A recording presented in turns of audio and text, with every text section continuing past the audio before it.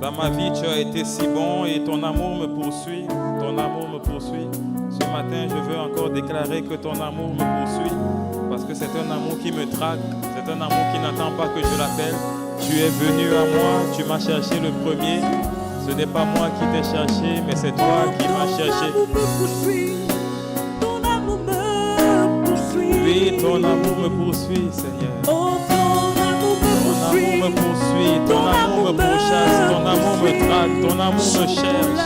Et ce matin, un peuple reconnaissant de ton amour qui poursuit, un peuple reconnaissant pour ton amour qui nous a traqués, pour ton amour qui nous a cherchés, qui nous a débusqués de la boue du péché dans laquelle nous étions. Un peuple reconnaissant en ce matin veut t'acclamer, veut te célébrer, veut élever ton nom, toi le Dieu bon, toi le Dieu fidèle.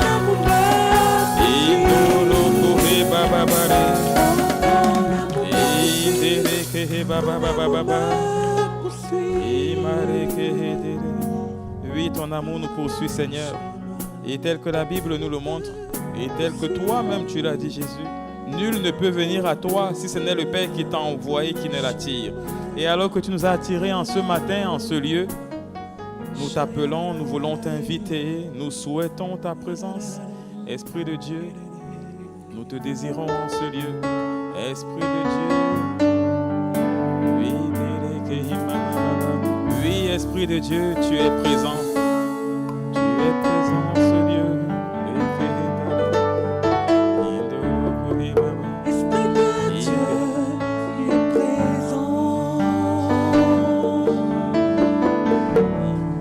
Remplis ce lieu.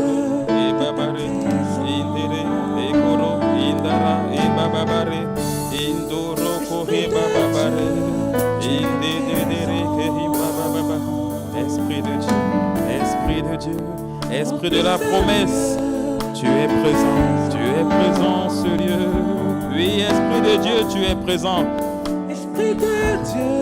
Ce matin, nous n'avons pas besoin d'argent. L'argent n'est pas un besoin. L'argent est un moyen pour subvenir à nos besoins. Nous n'avons pas besoin de travail. Le travail, avec le temps, connaît des limites parce qu'à un certain âge, nous allons à la retraite.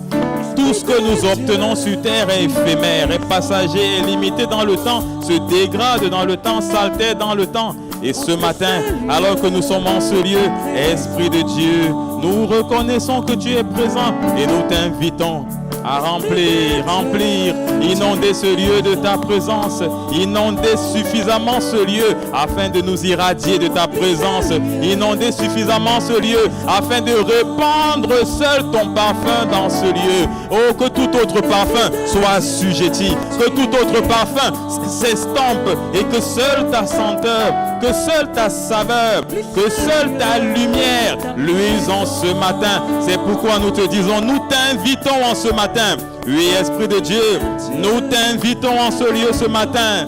Oui, en ce lieu, alors que tu es présent, alors que tu remplis ce lieu, nous t'invitons. Oui, nous t'invitons, Esprit de Dieu.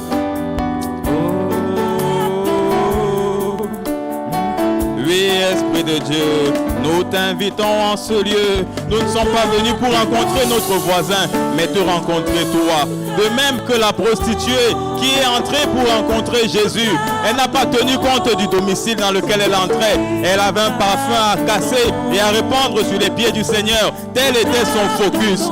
En ce lieu, nous t'invitons parce que c'est toi notre focus en ce matin. J'aime bien mon voisin, mais ce n'est pas la raison de ma présence ce matin. C'est toi que je suis venu rencontrer. C'est pourquoi je t'invite en ce moment. Nous t'invitons en ce matin. Oh, nous t'invitons, Esprit de Dieu. Nous ne voulons pas que tu sois un spectateur, mais sois le seul, sois l'auteur et le consommateur de tout ce qui sera dit, tout ce qui sera fait en ce lieu. Sois le seul qui définit l'origine, qui définit le commencement, qui définit le début, qui définit également la fin, qui définit la destination, qui définit l'aboutissement de tout ce qui sera fait en ce matin. Nous t'invitons. Oh, nous t'invitons. La Bible nous dit que les cieux sont les cieux de l'Éternel et il a donné la terre aux hommes. En ce matin, Esprit de Dieu, il ne s'agit pas d'une invasion, il ne s'agit pas d'une ingérence dans nos vies, mais il s'agit d'une invitation. Nous t'invitons en ce matin, fais irruption dans nos vies en ce matin. Viens visiter nos vies en ce matin. Viens rencontrer un cœur en ce matin, Esprit de Dieu. Nous t'invitons, nous t'invitons. Oh, Esprit de Dieu, nous t'invitons. Sois le seul à luire en ce lieu. Sois le seul à régner en ce lieu. Sois le seul à administrer en ce lieu. Que le mot maladie s'abaisse. Que le mot détresse disparaisse. Que le mot tristesse se dissipe. Et que seul le nom de Jésus resplendisse en ce lieu. Nous t'invitons, Esprit de Dieu. Oh, Esprit de Dieu, nous t'accueillons ce matin. Par nos acclamations, nous t'accueillons ce matin. Merci de répondre présent à notre invitation. Merci d'être présent au milieu de nous en ce matin. Merci d'être là ce matin, Esprit de Dieu. Nous voulons que tu sois présent. Nous voulons être présents, mais présents dans ta présence. Nous ne voulons pas un hologramme de toi en ce matin. Nous ne voulons pas une représentation de toi en ce matin, mais nous te voulons toi-même dans ta quintessence, dans ton intégralité. C'est toi que nous accueillons ce matin. Esprit Saint, nous t'acclamons ce matin. Nous t'acclamons pour les 48 heures de prière non-stop. Nous t'acclamons pour nos vies en ce matin. Nous t'acclamons parce que la Bible nous dit dans le livre de Lamentations chapitre 3 que les bontés du Seigneur, du Dieu dont tu es l'Esprit, se renouvellent chaque matin. Il ne s'agit pas du réchauffer, mais il s'agit d'une nouvelle dose de bonté que tu as déversée dans nos vies en ce matin. C'est pourquoi nous t'acclamons. Nous t'acclamons pour l'amour que tu répands dans nos cœurs. Nous t'acclamons pour ta présence. Nous t'acclamons. Esprit Saint. Oui, Esprit de Dieu. Viens en ce lieu inspirer les paroles de nos bouches et les sentiments de nos cœurs. Viens diriger toutes choses. Have the floor this morning. Sois le seul à parler, que toute autre voix, que toute autre entité, que toute autre autorité se taise et que toi seul, l'esprit de consolation, l'esprit de sagesse, l'esprit qui est venu pour nous conduire dans toute la vérité, toi seul pars en ce matin, que tout esprit soit soumis captif à l'obéissance de Christ, le ressuscité en ce matin, Christ, le glorifié en ce matin, Christ, le seul qui est assis à la droite du Père et qui intercède pour nous, Christ dont la Bible dit qu'il a reçu le nom au-dessus de tout nom, Christ le même dont la Bible nous dit qu'à une époque où il n'y avait pas encore d'avion sur terre, il est le seul qui s'est élevé dans les cieux, sous les yeux de ses disciples. Il a vaincu les lois de la gravité pour nous démontrer encore que notre Dieu est transcendant. En ce matin, nous t'acclamons, nous te célébrons, nous te couronnons. Prends toute la place, prends toute la place. Un peuple de rachetés ne veut pas s'arrêter de t'acclamer, parce que souvent dans les stades, nous acclamons pour un but, mais un but marqué qui ne change pas nos vies. Ce matin, nous t'acclamons pour un sang versé qui nous garantit la rédemption pour l'éternité. Sois élevé, exalté, célébré en ce matin, et nous te disons Amen, Amen, Amen. Oui, Amen, pour sceller ces paroles. Amen, pour dire que tu es le Seigneur des Seigneurs. Amen, Amen, pour dire que les baobabs de ma vie sont renversés. Amen, pour dire que Jésus, tu intercèdes pour moi jour et nuit. Amen, pour dire qu'avec toi, je suis conquérant. Amen, pour dire que tu me prépares une place. Ma situation sur terre est passagère. Tu viendras me chercher pour vivre pour l'éternité avec toi. Oh, sois élevé, célébré, couronné en ce matin. Amen. C'est avec action de grâce et au nom de Jésus le Christ que nous avons ainsi célébré. Amen.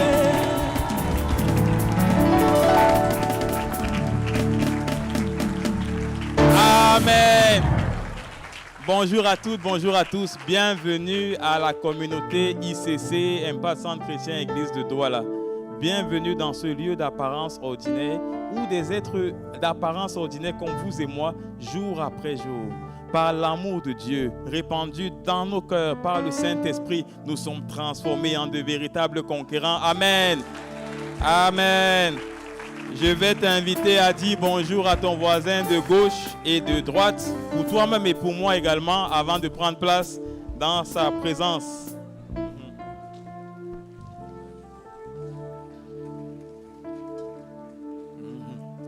Amen. Ce matin, nous avons la grâce d'être là, d'être ici et pas là-bas, d'être à Bonapriso et pas à Yassa. Nous rendons grâce à Dieu. Ça faisait longtemps que je n'avais pas passé de culte à Bonapriso et je rends grâce à Dieu pour cela. Amen. Et nous voulons avant toute chose prendre le temps de bénir le nom de Dieu pour la vie de nos bergers, notamment le pasteur Damien, le pasteur Christelle Nganga, les parents de cette famille de l'église ICC de Douala. Nous bénissons le Seigneur pour leur vie, pour le prix qu'ils payent, pour tout ce que jour après jour ils effectuent comme sacrifice afin de voir les conquérants qui sommeillent en nous s'étirer et éclore pour la gloire de Dieu. Amen. Nous acclamons également Dieu pour la vie des pasteurs responsables de ICC Cameroun, le pasteur Jacques Balanda, le pasteur Serge Azebazé. Et nous louons davantage le nom du Seigneur pour la vie du visionnaire, l'apôtre Ivan Castanou, qui un jour, par son obéissance, est allé. Et c'est parce qu'il est allé que toi et moi, nous avons l'opportunité d'être là ce matin. Amen. Amen. Nous pouvons prendre place dans sa présence. Amen.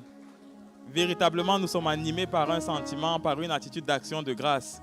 Nous sommes véritablement reconnaissants à l'endroit du Seigneur pour les merveilles qu'il fait dans nos vies. La semaine qui s'achève, en fait, a été meublée par un temps de prière, une campagne de prière, 48 heures de prière non-stop. Amen.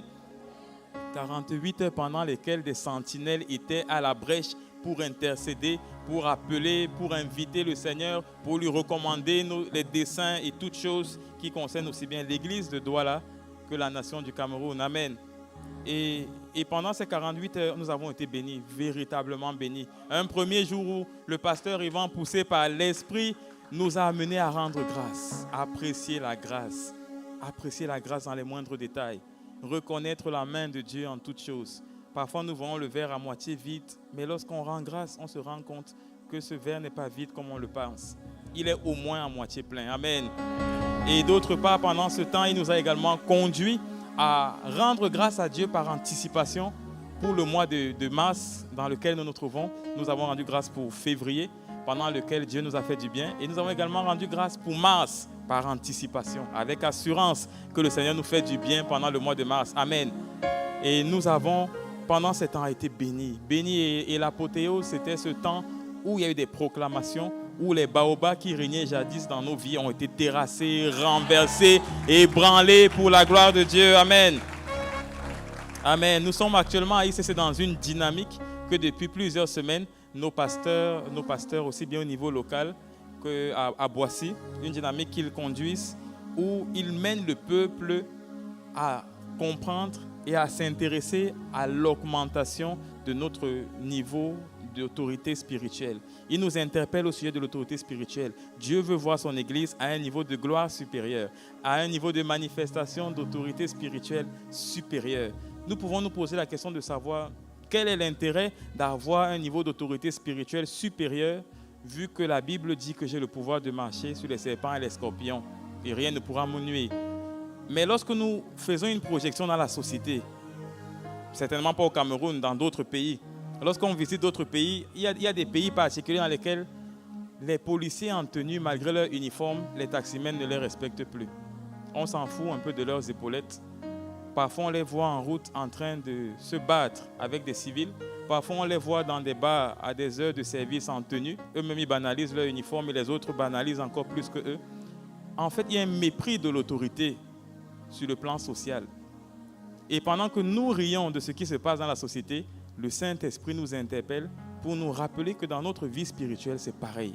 Combien de fois t'es-tu levé pour prier, pour chasser des démons, pour déclarer contre des autorités qui sont manifestes dans ta vie que cela cesse, que cela s'arrête? Combien de fois, avec beaucoup d'empressement, as-tu pris un temps de jeûne, parfois même un jeûne d'Esther, 3 jours de privation, mais le 4e jour, tu as l'impression que le démon est encore en train de siffloter dans ta maison? Pour la simple raison qu'il méprise ton autorité spirituelle, pour la simple raison que notre autorité spirituelle, elle est légère. De la même façon qu'un homme en tenue, lorsqu'il franchit les frontières de son pays, sa tenue n'a plus la même valeur. Nous, on a également l'impression que dans le monde spirituel, c'est ainsi que nous sommes devenus. Nous sommes comme des étrangers dans notre propre vie. Nous sommes comme des victimes dans le couloir où nous devions régner. C'est pourquoi, poussés par l'Esprit, nos pasteurs nous entretiennent dans cette saison au sujet d'augmenter en autorité spirituelle. Amen.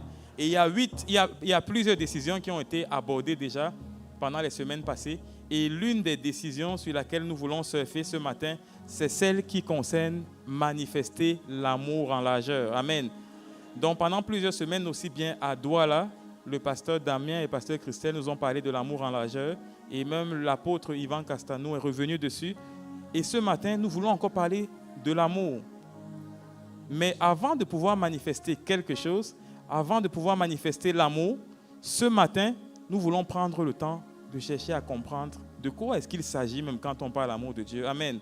C'est pourquoi le thème sur lequel nous allons nous étendre ce matin n'est rien d'autre que comprendre l'amour de Christ. 2 points, la conscience de sa grâce qui booste ma foi. Amen. Donc, si je peux répéter le thème de ce matin, c'est comprendre l'amour de Christ, la conscience, donc 2 points, la conscience de sa grâce qui booste ma foi. Lorsque nous lisons la Bible dans le livre d'Éphésiens, au chapitre 3 et au verset 17, version Louis II 21, si la régie peut nous aider à l'afficher. Ok, il y est écrit, de sorte que le Christ habite dans votre cœur par la foi. Je prie que vous soyez enracinés et fondés dans l'amour. Verset suivant. Pour être capable de comprendre avec tous les saints quelle est la largeur, la longueur, la profondeur et la hauteur de l'amour de Christ. Amen. Ce verset, nous l'avons lu et relu à plusieurs reprises, mais ce matin, nous voulons ralentir un tout petit peu sur 2 expressions. La première, c'est le mot « comprendre ». Dans ce verset, nous avons vu comprendre avec tous les saints. Nous avons souligné le mot comprendre.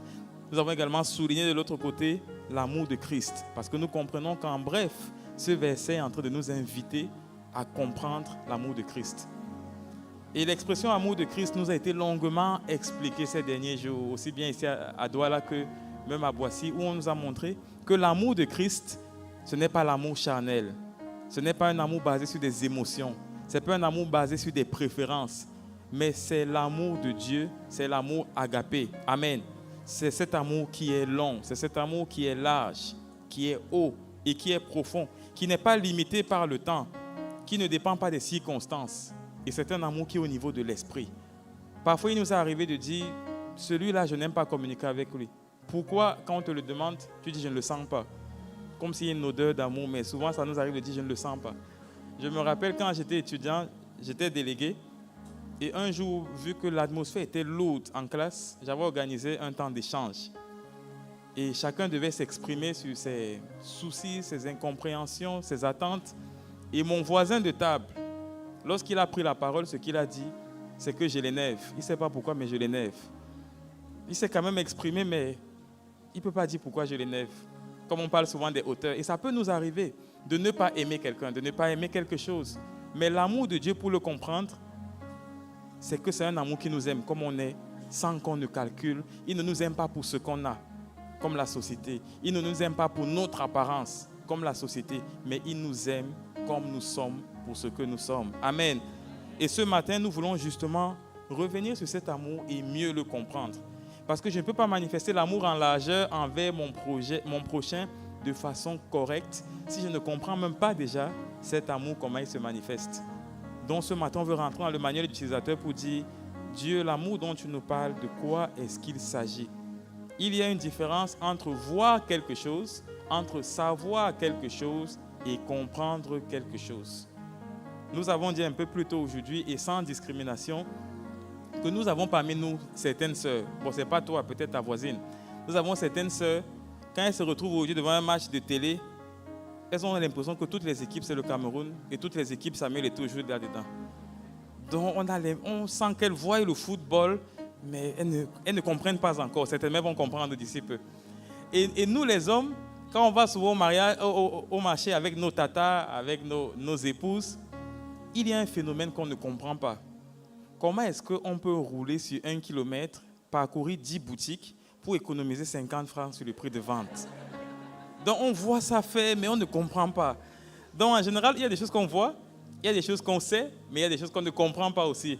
Et donc ce matin, nous voulons marquer un arrêt et dire à Dieu, Seigneur, quand tu parles d'amour de Christ, qu'on doit manifester en largeur, de quoi s'agit-il exactement? Amen. Donc, ce n'est pas un amour qui est basé sur des émotions. Ce n'est pas un amour qui est basé sur un feeling. Ce n'est pas un amour qui est basé sur des préférences. Mais c'est un amour inconditionnel. Un amour sans limite. Un amour sans frein. Quelqu'un avait chanté, c'est un amour extravagant. Parce que tu ne peux pas le comprendre. Il n'y a pas de critères, il n'y a pas de logique. Il n'est pas rationnel. Mais c'est l'amour véritable. Et c'est ce à quoi Dieu s'attend de chacun de nous. Amen. Et le mot comprendre dont nous avons parlé, lorsqu'on rentre dans les textes d'origine, toujours le même verset, Éphésiens 3, verset 17, le mot comprendre que nous avons souligné, à l'origine, c'est le mot grec katalambano qui a été utilisé pour le définir.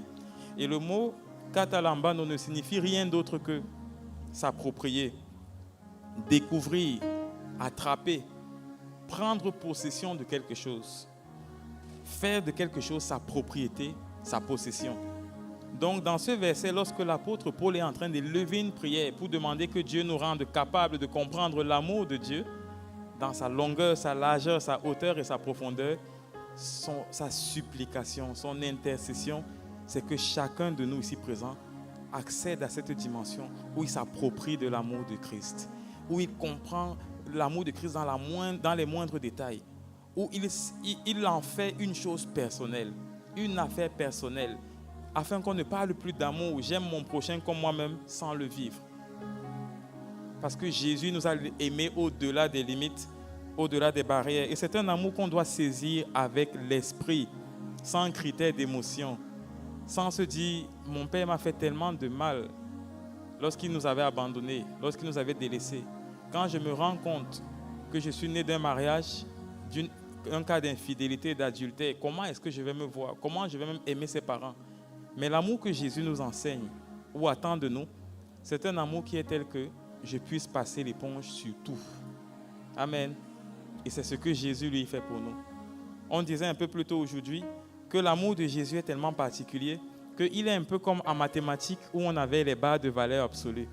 Quel que soit le niveau de négatif que tu as. En mathématiques, on mettait les barres de valeur absolue, ça neutralisait et ça devenait positif. De la même façon, quelle que soit l'amertume, quel que soit le taux d'échec, de négativité, de tout ce qu'on voit en mal dans ta vie, l'amour de Jésus, c'est un amour qui t'accepte comme tu es, qui te porte comme tu es, qui te sauve comme tu es. Amen. Et Dieu donc veut qu'on comprenne cet amour, qu'on le possède, qu'on le vive. Même si tu me piétines, que ce soit avec un sourire que je te regarde. Et ce sera plus facile que si on te gifle, que tu puisses tendre l'autre jour. Même si le frère c'est une armoire, ou bien même si la personne c'est une armoire, qui peut t'envoyer au sol avec la deuxième gifle? Et ce que nous reconnaissons, c'est que pendant que nous étions élèves ou étudiants, il y a beaucoup de choses qu'on pensait connaître alors qu'on ne les connaissait pas. Beaucoup d'élèves ont pris l'habitude de bûcher. Parfois, on passait toute la nuit à réciter par cœur une leçon, mémoriser la formule, mémoriser même la réponse, avec que si le prof commet l'erreur de mettre les mêmes paramètres, moi j'ai déjà la dernière réponse avant le début de l'épreuve. Mais ce qui est surprenant dans ce cas, c'est qu'on pouvait avoir 20 sur 20 à l'évaluation, mais une semaine après, il y a des éléments qu'on oubliait. Un mois après, il y a d'autres dont on ne se souvenait plus. Et aujourd'hui, je suis sûr qu'il y a des cours que chacun de nous a oubliés.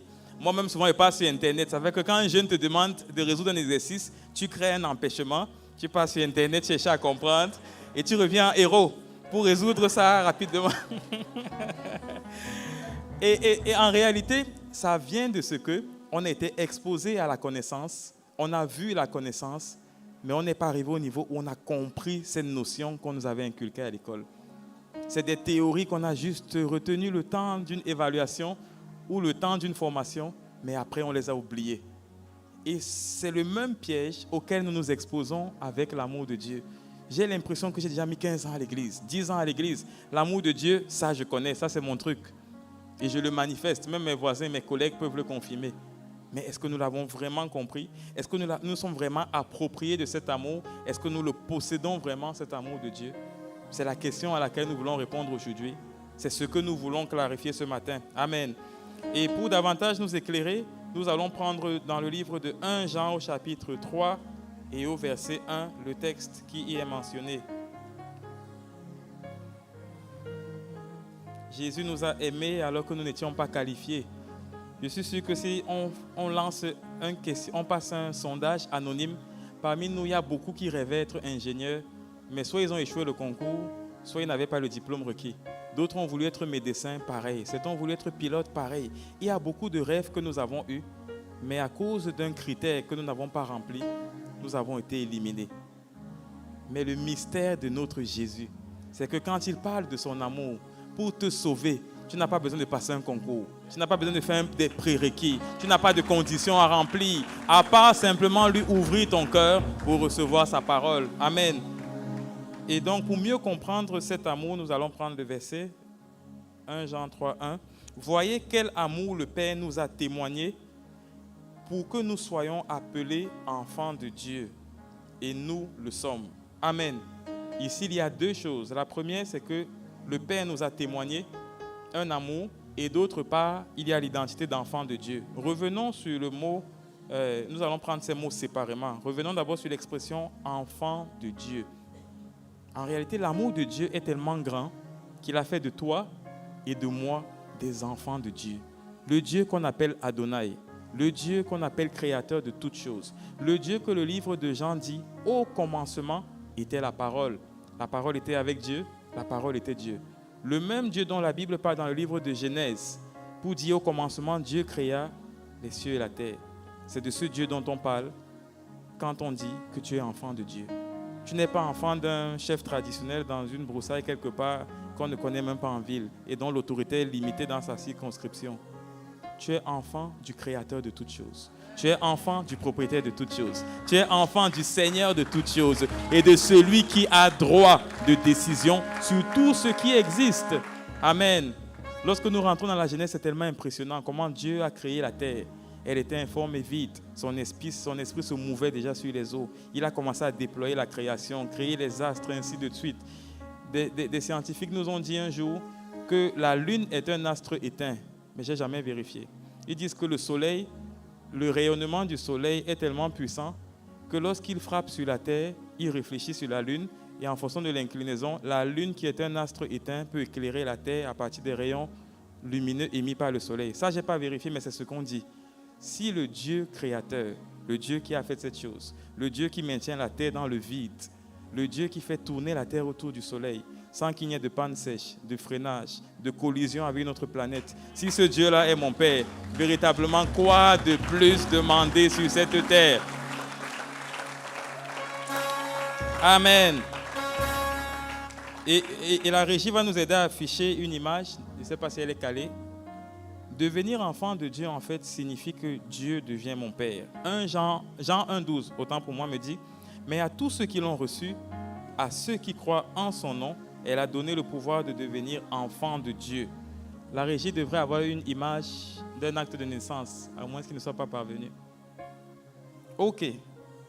Merci la régie. Sur cette image, c'est un exemplaire d'acte de naissance. Il y a beaucoup d'informations. À la naissance, on prend le poids d'un enfant, on prend sa taille, on prend la date de naissance. Mais une information clé sur l'acte de naissance de tout enfant, c'est le nom de son père. La mère est celle qui a été la porteuse et qui a accouché, nous le respectons. Mais nous constatons que dans l'administration et dans la société, c'est le nom du père auquel on s'intéresse le plus. Bon, on ne va pas faire plus de commentaires dessus. Nous pouvons le réaliser même dans la Bible. Lorsqu'on veut identifier Jésus, on dit, n'est-ce pas le fils de Joseph le charpentier? Même dans nos traditions, parfois on va dire, il y a des régions où quand on veut dire tu es l'enfant de tel, on dit Ngone, tel. D'autres on va dire Ngono. Et on ajoute un autre nom. Certains encore on va dire Ngo. Et on rajoute le nom du père. Pour la simple raison que naturellement, pour identifier toute personne, on se dit qui est son père. Parce qu'à chaque père s'attache une possession, s'attache une autorité, s'attache un héritage, s'attache un titre, une classe, une position. Amen. Et lorsque toi et moi nous devenons enfants de Dieu, waouh, quel mystère. Cela signifie que Dieu, de son trône, s'est levé un matin. Il dit, ok, toi qui es mon enfant, la société, parce que tu es né d'une relation où ton père n'avait pas doté ta mère, ton grand-père s'est dressé et a dit qu'on ne mettra pas le nom de ton père sur l'acte. Soit c'est le nom du grand-père qu'on a mis, ou c'est père inconnu qu'on a écrit. Mais quand tu deviens mon enfant, je m'en vais faire un jugement à l'état civil. J'efface père inconnu, j'efface monsieur tel ou tel, et j'écris dessus Dieu, entre parenthèses, Adonai, El Shaddai, créateur, propriétaire de toutes choses. Amen. Donc, comprendre l'amour de Dieu, c'est comprendre également que lorsque je donne ma vie à Jésus, je ne suis plus comme ces chèvres-là qui est dans la rue, là, qui n'ont pas de propriétaire et que n'importe qui peut attraper et en faire ce qu'il veut. Ou alors, je ne suis plus celui-là qui vit dans le vide sans savoir où il va. Mais mon Dieu, mon Créateur, est celui qui est devenu mon Père. Par le Saint-Esprit, je reçois l'esprit d'adoption. La Bible nous dit que le Saint-Esprit est le gage de notre alliance. C'est un peu comme un troupeau. Lorsqu'on possède des bœufs, on met une marque avec un fer chaud.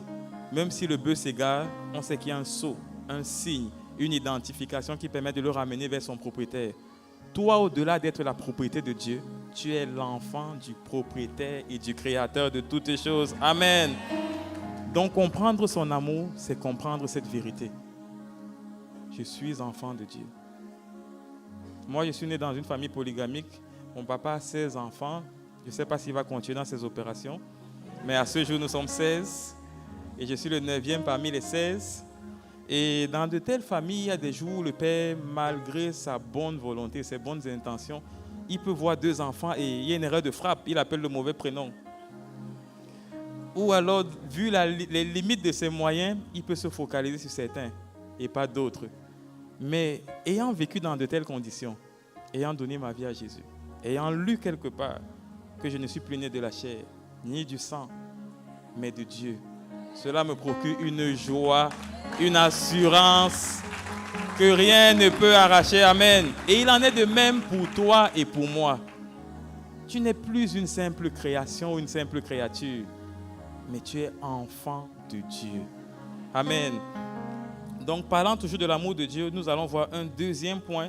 C'est celui qui nous montre que Dieu s'est donné pour nous. Amen. Le verset que nous avons lu au départ, 1 Jean 3:1, qui nous dit « Voyez quel amour le Père nous a témoigné ».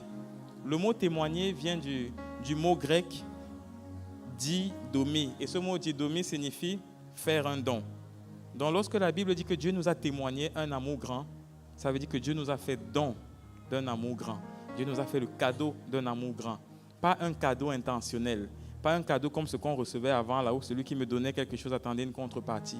Pas un cadeau ou un soutien ou un don que nous faisons dans certains centres, dans certaines classes sociales, en nous disant qu'en retour, nous recevrons un retour sur investissement. Pas un support militaire qu'on peut fournir à des pays en difficulté, sachant que dans 3 ou 5 années, ils vont le rembourser en licence d'exploitation pétrolière ou alors en contrat de reconstruction. Non. Dieu vient, il trouve ta vie, il trouve ma vie dans le chaos total. Un peu comme à la Genèse. Tout est informe et vide. Tout est bizarre. C'est le tohu-bohu. Désordre total. Rien de sensé en apparence. Mais pendant que son esprit se meut, il descend dans la place. Il se donne lui-même pour toi et pour moi. Il fait un don. Il fait un don de vie. Un don de vie en abondance. Il répand son parfum de bonne odeur. Il répand sa présence. Il vient trouver tout ce qui était chamboulé, détruit, divisé, désespéré. Et l'amour de Dieu, en fait, quand il descend dans ma vie, il me fait un don du Créateur afin que ma vie soit un reflet exact de Dieu. Amen.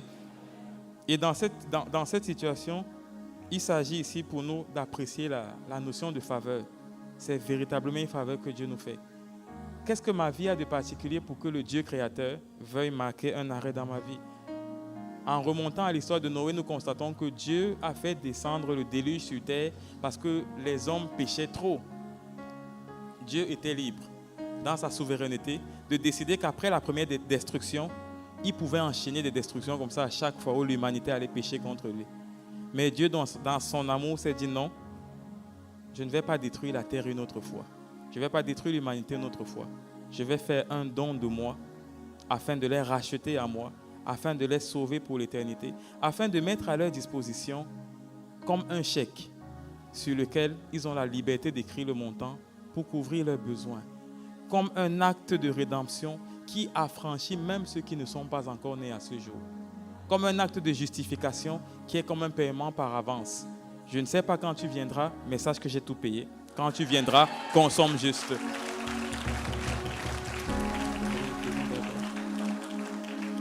Et Dieu nous fait bénéficier de sa grâce. Et la grâce, en fait, n'est rien d'autre qu'une faveur imméritée. Il n'y a pas de concours que nous ayons passé pour cela. Les concours de l'administration et des grandes écoles ont des limites d'âge. Mais gloire à Dieu, parce qu'il y a quelques années en ce lieu, j'ai vu un papa qui est venu accompagner sa fille qui se baptisait. Et malgré qu'il était un senior, il était déjà en âge de la retraite pour la société, il a donné sa vie à Jésus. Et avec des bras grands, ouverts comme ça, Jésus l'a accueilli. Il se donne pour nous sans limite d'âge, sans limite de temps. Amen. Donc véritablement, il se donne en rançon, il se donne en échange. Lorsque nous regardons l'histoire de Barabbas, c'est l'image en fait, une image de ce que Jésus est venu faire. Un brigand condamné qui doit être exécuté, Jésus prend sa place. Jésus n'a pas organisé un prison break pour qu'on extirpe Barabbas. Il a dit, les fautes commises, il faut bien que quelqu'un paye. Et Jésus, en venant, il y a deux dimensions. Et les juristes l'ont souvent dit. Lorsque quelqu'un va au tribunal et qu'il est condamné, sauf si je me trompe, en général, il y a une peine à purger. Et il y a une caution à payer. Jésus a pris la place, il a purgé la peine, il a encaissé les coups. Et la rançon qu'il fallait pour sauver l'humanité dans le monde spirituel, c'était le sang divin. Et il s'est donné en intégralité afin de nous sauver et nous racheter. Comme le verset nous dit, voyez quel amour le Père nous a témoigné. Voyons quel amour le Père nous a donné. Voyons quel amour le Dieu créateur nous a manifesté. Quand vous allez dans une usine de fabrication, que ce soit de voitures ou de machines, lorsqu'une machine qui a été produite a un défaut, on la met au rebut. Si on peut la recycler, tant mieux, sinon on la met au rebut. Mais gloire soit rendue à Dieu parce que même lorsque toi et moi, nous étions destinés à la casse, nous étions destinés au rebut, il a marqué un arrêt sur la chaîne de production. Il a dit, j'interviens à ce niveau pour racheter, pour récupérer, pour recycler, pour reconditionner et pour repositionner mon enfant parce que à mes yeux, il a du prix. Amen. Aujourd'hui, les statistiques nous disent que sur la Terre, nous avons environ 7 milliards d'êtres humains. Et les scientifiques nous disent que chaque être humain a des empreintes digitales uniques. Donc, il y a plus de 7 milliards d'empreintes digitales. Maintenant, quand on essaie de se projeter un peu dans le passé, on se dit, non, ça c'est les chiffres à ce jour. Si on remonte sur 100 ans, sur 200 ans, ça veut dire que le nombre cumulé d'êtres humains, c'est des centaines de milliards d'êtres humains. Mais Dieu dit, avant que tu ne fusses formé dans le ventre de ta mère, je te connaissais. J'avais des projets pour toi. J'avais un avenir et de l'espérance pour toi que moi je te garantis. Voilà des paroles que Dieu nous dit. Et dans son amour, il se donne pour nous afin de s'assurer que chacun de nous vive ce merveilleux projet pour lequel Dieu l'avait fait sortir à la création de la chaîne de production. Amen. Est-ce que nous pouvons acclamer Dieu pour apprécier son amour?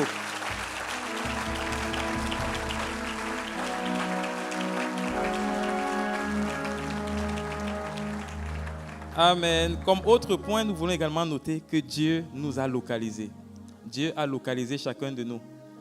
Lorsque tu vas à l'étranger, tu es content de savoir qu'avec ton smartphone, tu peux juste te connecter au GPS et tu te balades dans la ville naturellement, simplement. Même quand une rue est en chantier, le GPS t'avertit et tu peux contourner. Mais ici, chez nous, nous rendons grâce à Dieu.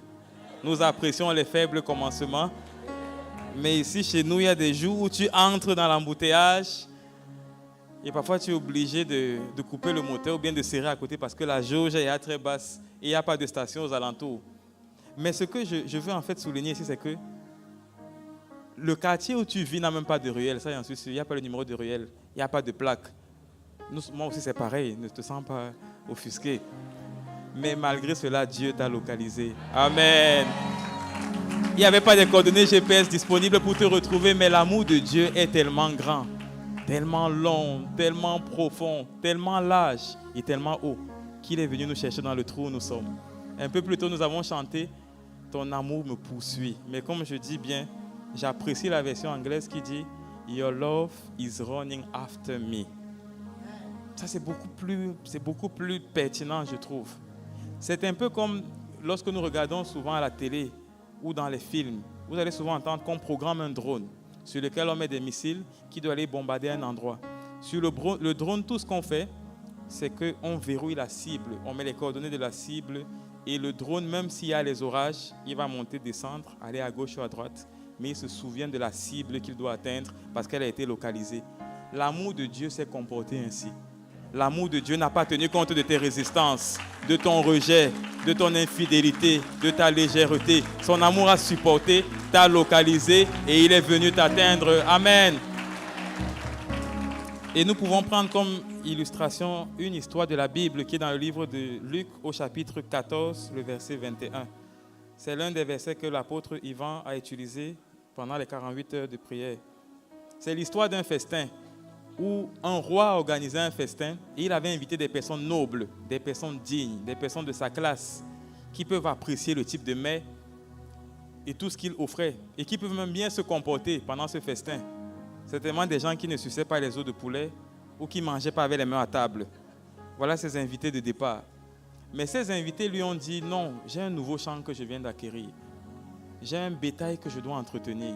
Je viens de me marier, laisse-moi un peu de temps pour consommer ma lune de miel. » Et étant en colère, ce roi a décidé que vu que j'ai un festin que j'ai organisé, j'ai prévu et que je ne peux pas perdre, il a envoyé son serviteur, et c'est le verset 21.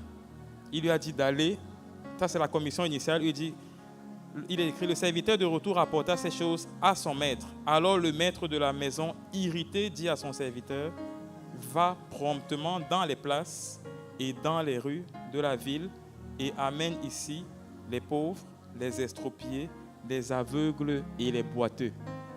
En réalité, il s'agit de toi et de moi. Ne cherchons pas autour de nous qui est borgne ou qui a une bande qui cache son œil, ou bien qui a une mobilité réduite. Ici, il s'agit du monde spirituel, cette parabole.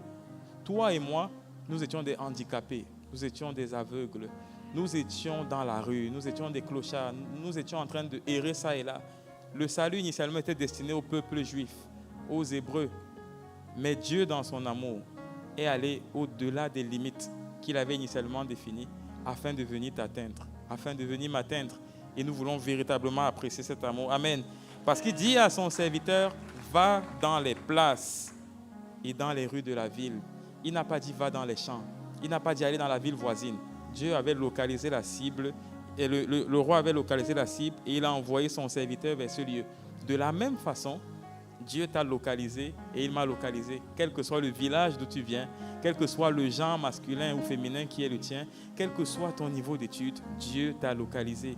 Et le livre de Apocalypse au chapitre 5 et au verset 8, lorsque nous lisons à partir de ce verset en descendant, nous pouvons voir que Jésus est digne de recevoir louange, gloire, honneur et tout ce qui existe comme exaltation parce que lui, il a été immolé pour les hommes de tout peuple, de toute langue, de toute race. Nous, lorsqu'on organise des concours, on va dire équilibre régional.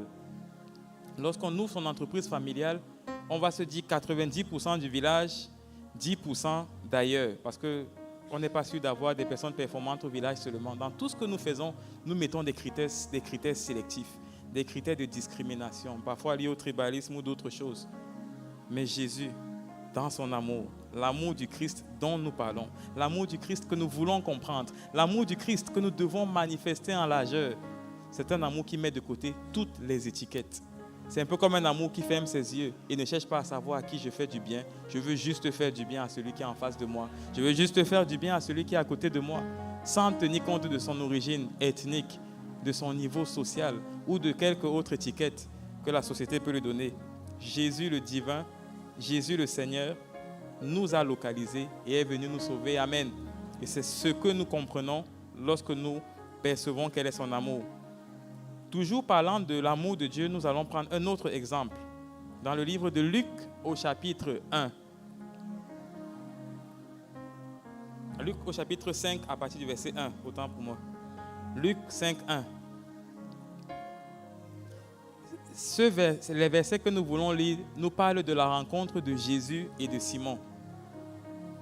Au verset 1, il est écrit « Comme Jésus se trouvait auprès du lac de Génézareth et que la foule se pressait autour de lui pour entendre la parole de Dieu. » Ce premier verset nous montre que Jésus était en train de prêcher, annoncer l'évangile naturellement pendant qu'il était près du lac de Génézareth. Et il y avait une foule qui l'écoutait déjà, une foule qui était disposée à l'entendre. Mais Jésus a posé un acte. Parce qu'à cet instant, la Bible nous dit au verset 2, il vit au bord du lac 2 barques. Donc Jésus, pendant un moment, il était avec des gens qui le regardaient, qui l'écoutaient. Mais il a détourné son regard pour regarder ailleurs. Il a détourné son regard pour se déconnecter un instant de la foule qui lui était toute acquise pour regarder ailleurs. Et pendant qu'il a regardé ailleurs, il a vu 2 barques, d'où les pêcheurs étaient descendus pour laver leurs filets. Donc nous nous rendons compte dans ce verset qu'il n'y avait pas une seule barque, mais il y avait 2 barques. Et le verset 3 nous dit, il monta dans l'une de ces barques qui était à Simon. Amen. En nous arrêtant à ce niveau, nous nous rendons compte que la notion de localisation dont on a parlé est réelle, elle est effective. Jésus, même pour le cas de Simon, il a dû localiser, il a dû repérer, il a dû voir l'endroit où la barque de Simon était accostée. Mais lorsqu'il s'est approché, il y avait 2 barques. Et ce matin, on peut se poser la question de savoir pourquoi la barque de Simon et pas la barque des autres. Mais moi, tout ce que je veux dire, c'est gloire à Dieu parce que je sais qu'il a choisi ma barque.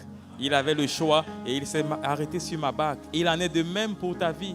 Il en est de même pour la vie de ton voisin. À un moment donné, Dieu a effectué un choix. Jésus a effectué un choix. Jésus s'est arrêté dans ta vie. Jésus est entré dans ta maison. Il s'est arrêté à ta demeure. Comme il le dit lui-même, voici, je me tiens à la porte et je frappe. Il a fait ce déplacement. Il a localisé où se trouvait la porte de ton cœur. Il s'en est rapproché et il a frappé à la porte de ton cœur. Amen. Donc Jésus nous a choisis. Ça, c'est l'autre point que nous pouvons noter. La fin de l'histoire de la pêche de Simon, on n'a plus besoin de la raconter. Parce que lorsque Jésus a localisé Simon, lorsqu'il a choisi la barque de Simon, lorsqu'il est monté dans la barque de Simon, nous pouvons voir qu'il est écrit après, il monta dans l'une de ces barques qui était à Simon et il le pria de s'éloigner un peu de terre, puis il s'assit et de la barque, il enseignait la foule. Lorsque Jésus est entré, il n'a pas directement effectué le miracle. Lorsque Jésus est entré, il a continué ce qu'il était en train de faire avant de rentrer dans la barque de Simon. Et le verset 4 nous dit, lorsqu'il eut cessé de parler, là donc il s'est tourné vers Simon et il dit à Simon, avance en pleine eau et jetez vos filets pour pêcher. Simon lui répondit, Maître, nous avons travaillé toute la nuit sans rien prendre. Mais sur ta parole, je jetterai le filet. Amen. Ce que nous voulons souligner ici, c'est la notion de choix. Jésus a choisi la barque de Simon, pas juste pour exploiter sa barque et continuer à prêcher l'évangile, mais en fait, il voulait accomplir quelque chose dans la vie de Simon et la disponibilité de Simon a juste été une opportunité pour que sa vie soit transformée. Et en ce matin, nous sommes heureux de savoir que Jésus a marqué un arrêt. Il est entré dans notre barque et pendant qu'il entre dans ma barque, je sais qu'il y a une bénédiction au bout du couloir. Je sais qu'il y a une manifestation, une dimension de gloire supérieure au bout du couloir. Amen. Et comme nous l'avons dit un peu plus tôt, il en est de même véritablement de nos vies. L'amour de Dieu nous traque. L'amour de Dieu nous poursuit. Lorsque j'étais musulman, on m'avait prêché l'évangile en public. Et par fierté, par orgueil propre, j'avais refusé de l'accepter en public. Mais quand je suis rentré dans ma chambre, je ne sais pas ce qui s'était passé, mais je m'étais retrouvé avec un tract, une brochure que j'ai lue en secret. Vu que le Saint-Esprit franchit même les limites des mosquées et de quelques temples que ce soit, il m'a traqué. On l'avait verrouillé sur la cible et parce qu'il m'avait choisi, il m'a traqué jusqu'à mon dernier retranchement et il m'a atteint. Et il en est de même pour ta vie et pour ma vie. Amen. Donc Jésus nous a localisés. Son amour a couru après nous. Son amour nous a traqués alors que nous n'étions pas qualifiés. Parfois, on n'était même pas disposés. Mais il a accepté et il a continué à nous traquer jusqu'à ce que nous soyons disposés. Amen. Nous voulons prendre un autre exemple, toujours par rapport au choix que Jésus porte sur nos vies. Et nous allons lire dans le livre de Jean au chapitre 5 à partir du verset 1.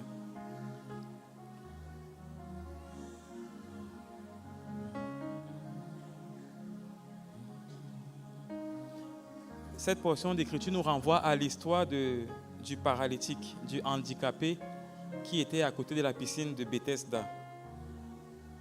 Et le verset 1 nous dit, « Après cela, il y eut une fête des Juifs et Jésus monta à Jérusalem.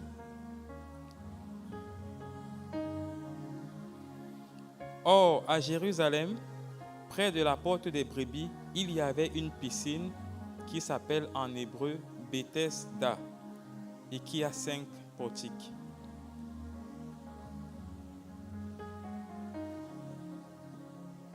La Bible nous dit qu'il y a 5 portiques et au verset 3, nous voyons une autre précision.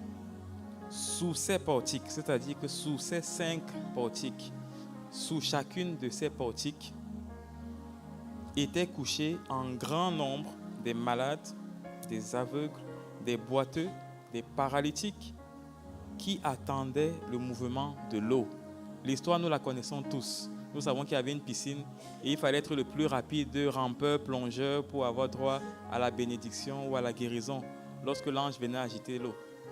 Mais la Bible nous dit au verset 4, au verset 5 autant pour moi, que là se trouvait un homme malade depuis 38 ans. Jésus l'ayant vu coucher et sachant qu'il était malade depuis longtemps lui dit, « Veux-tu être guéri ?» Amen. En fait, revenant à l'histoire de ce monsieur, nous nous rendons compte que à côté de cette piscine, il y avait 5 portiques. Il y avait 5 entrées. Elles n'étaient pas juxtaposées. Elles n'étaient pas l'une après l'autre. Certainement, ça pouvait être comme un hexagone ou comme un cercle. Et pour faciliter l'entrée-sortie, il y avait différentes entrées et sorties tout autour du bâtiment pour faciliter les entrées et les circulations des différentes personnes. Et la Bible dit que sous chacune de ces portiques, sous chacun de ces portiques, sous ces portiques était couché un grand nombre de malades. Donc au niveau de chaque portique, il y avait un grand nombre de malades. Mais au verset 5, d'où vient-il qu'on ait une précision qui nous dit que l'endroit où Jésus est allé, là se trouvait un malade qui était là depuis 38 ans. Dans la multitude, Jésus s'est rapproché d'une personne. Dans la multitude, Jésus a repéré une personne. Dans cette variété, dans cette immensité de personnes, Jésus a choisi une personne. Et c'est ce que Jésus a fait pour ta vie. C'est pourquoi aujourd'hui, pendant que tu viens à l'église, ne t'attriste pas si tu es le seul dans ta maison en tant qu'époux ou épouse à venir à l'église. Ne t'attriste pas, mais rends grâce à Dieu pour le choix qui s'est posé sur toi. Ne t'attriste pas parce que tu es le seul enfant d'une famille qui a accepté Jésus comme Seigneur et Sauveur et que les autres ne comprennent pas. Ne t'attriste pas, tout au contraire, rends grâce parce que Dieu t'a choisi, parce que Jésus t'a localisé, il t'a choisi et il t'a atteint. Amen. Et dans le cas du paralytique, nous voyons bien cette notion de choix. L'amour de Dieu est haut, profond, long et large. Mais c'est un amour tellement spécial, tellement particulier qu'il effectue des choix. Et dans ces choix, il m'a également choisi. Je ne sais pas parmi nous ceux qui ont déjà fait un concours où on te dit tu es sur la liste d'attente et tu commences à prier qu'un candidat de la liste principale, quelque chose lui arrive pour que toi on te fasse monter. Mais parfois c'est triste quand des mois passent et on te confirme que tous les candidats titulaires sont bien là, donc attends encore l'année prochaine. Mais ce qui se passe avec mon Jésus, c'est qu'il n'y a pas de liste d'attente chez Jésus. Il t'aime tellement qu'il te cherche là où tu es. Il peut même sortir des intercalaires de babillard pour s'assurer qu'il peut ajouter ton nom à un endroit pour que toi aussi, tu sois dans la liste des élus. Amen. Donc de même que pour cet handicapé qui semblait abandonné, Jésus lui dit, veux-tu être guéri? Il commence à rappeler sa vie. Je suis là depuis, je n'ai personne pour m'aider. Souvent ça nous arrive. Je ne considère pas l'amour de Jésus, mais j'ai l'impression que mais Jésus, tu m'as oublié ou quoi? Jésus, qu'en est-il de ma vie? Est-ce que moi, je suis venu accompagner les autres? Parfois, c'est ce qu'on se dit. Mais quand je comprends l'amour de Dieu, je me rends compte que je suis le choix de Dieu. Et quelles que soient les vallées par lesquelles je passe, je peux bomber le torse et parler comme David dit, même quand je marche dans la vallée de l'ombre de la mort, pas de panique, je ne crains aucun mal, je suis rassuré que tu es là. Ta houlette, ton bâton, non seulement me rassure, mais ils me conduisent et j'arriverai jusqu'au bout. Amen. Parce qu'il m'a choisi, il veille sur mes lendemains et il m'amènera jusqu'au bout. Et pour que nous n'ayons pas l'impression que nous avons juste choisi un verset pour vous imposer et vous dire que c'est Jésus qui nous a choisis, nous allons lire dans le livre de Jean au chapitre 15 et au verset 16.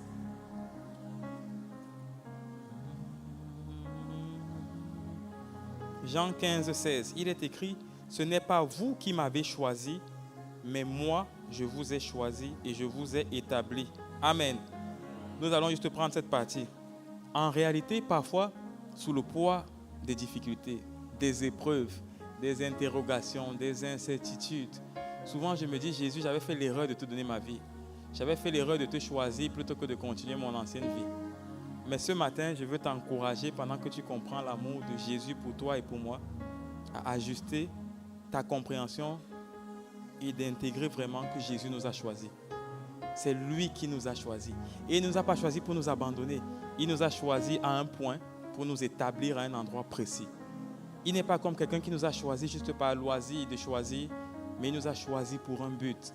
Il nous amène quelque part. Tel que Jérémie nous le montre, le livre de Jérémie nous le dit si bien.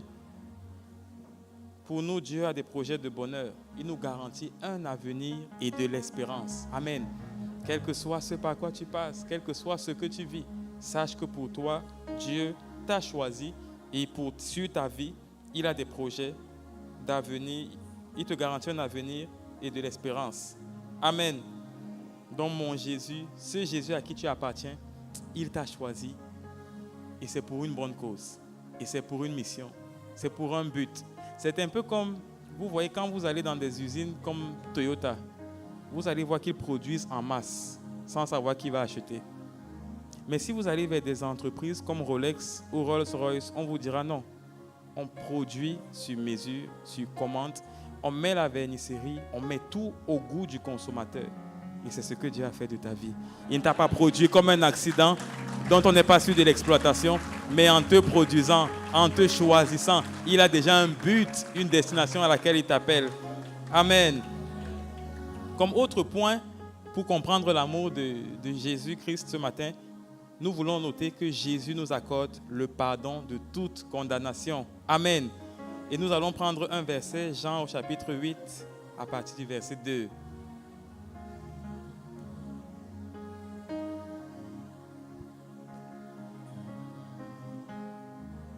Il est écrit, Jean chapitre 8 à partir du verset 2. Mais dès le matin, il alla de nouveau dans le temple et tout le peuple vint à lui.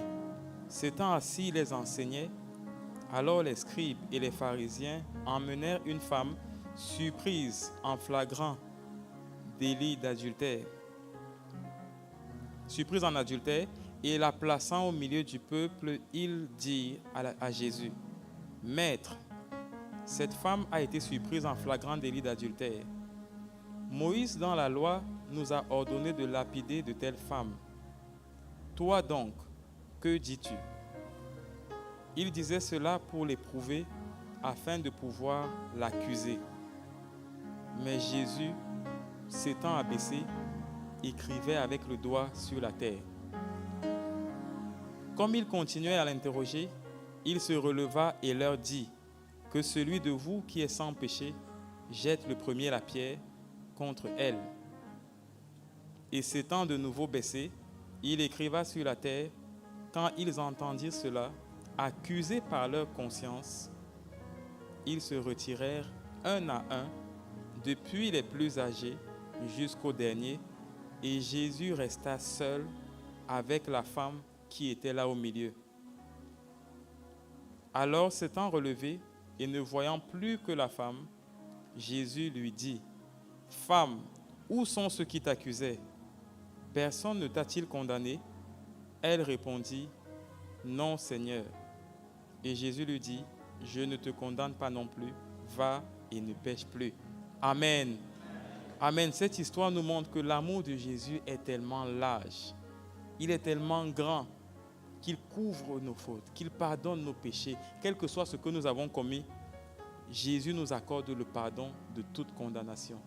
Tel que Romains 8.1 nous le dit, « Maintenant donc, il n'y a plus de condamnation pour ceux qui sont en Jésus-Christ. » Quelle que soit la faute que tu as commise, quel que soit le tort que tu avais causé, la Bible nous montre que Jésus nous pardonne de toute condamnation.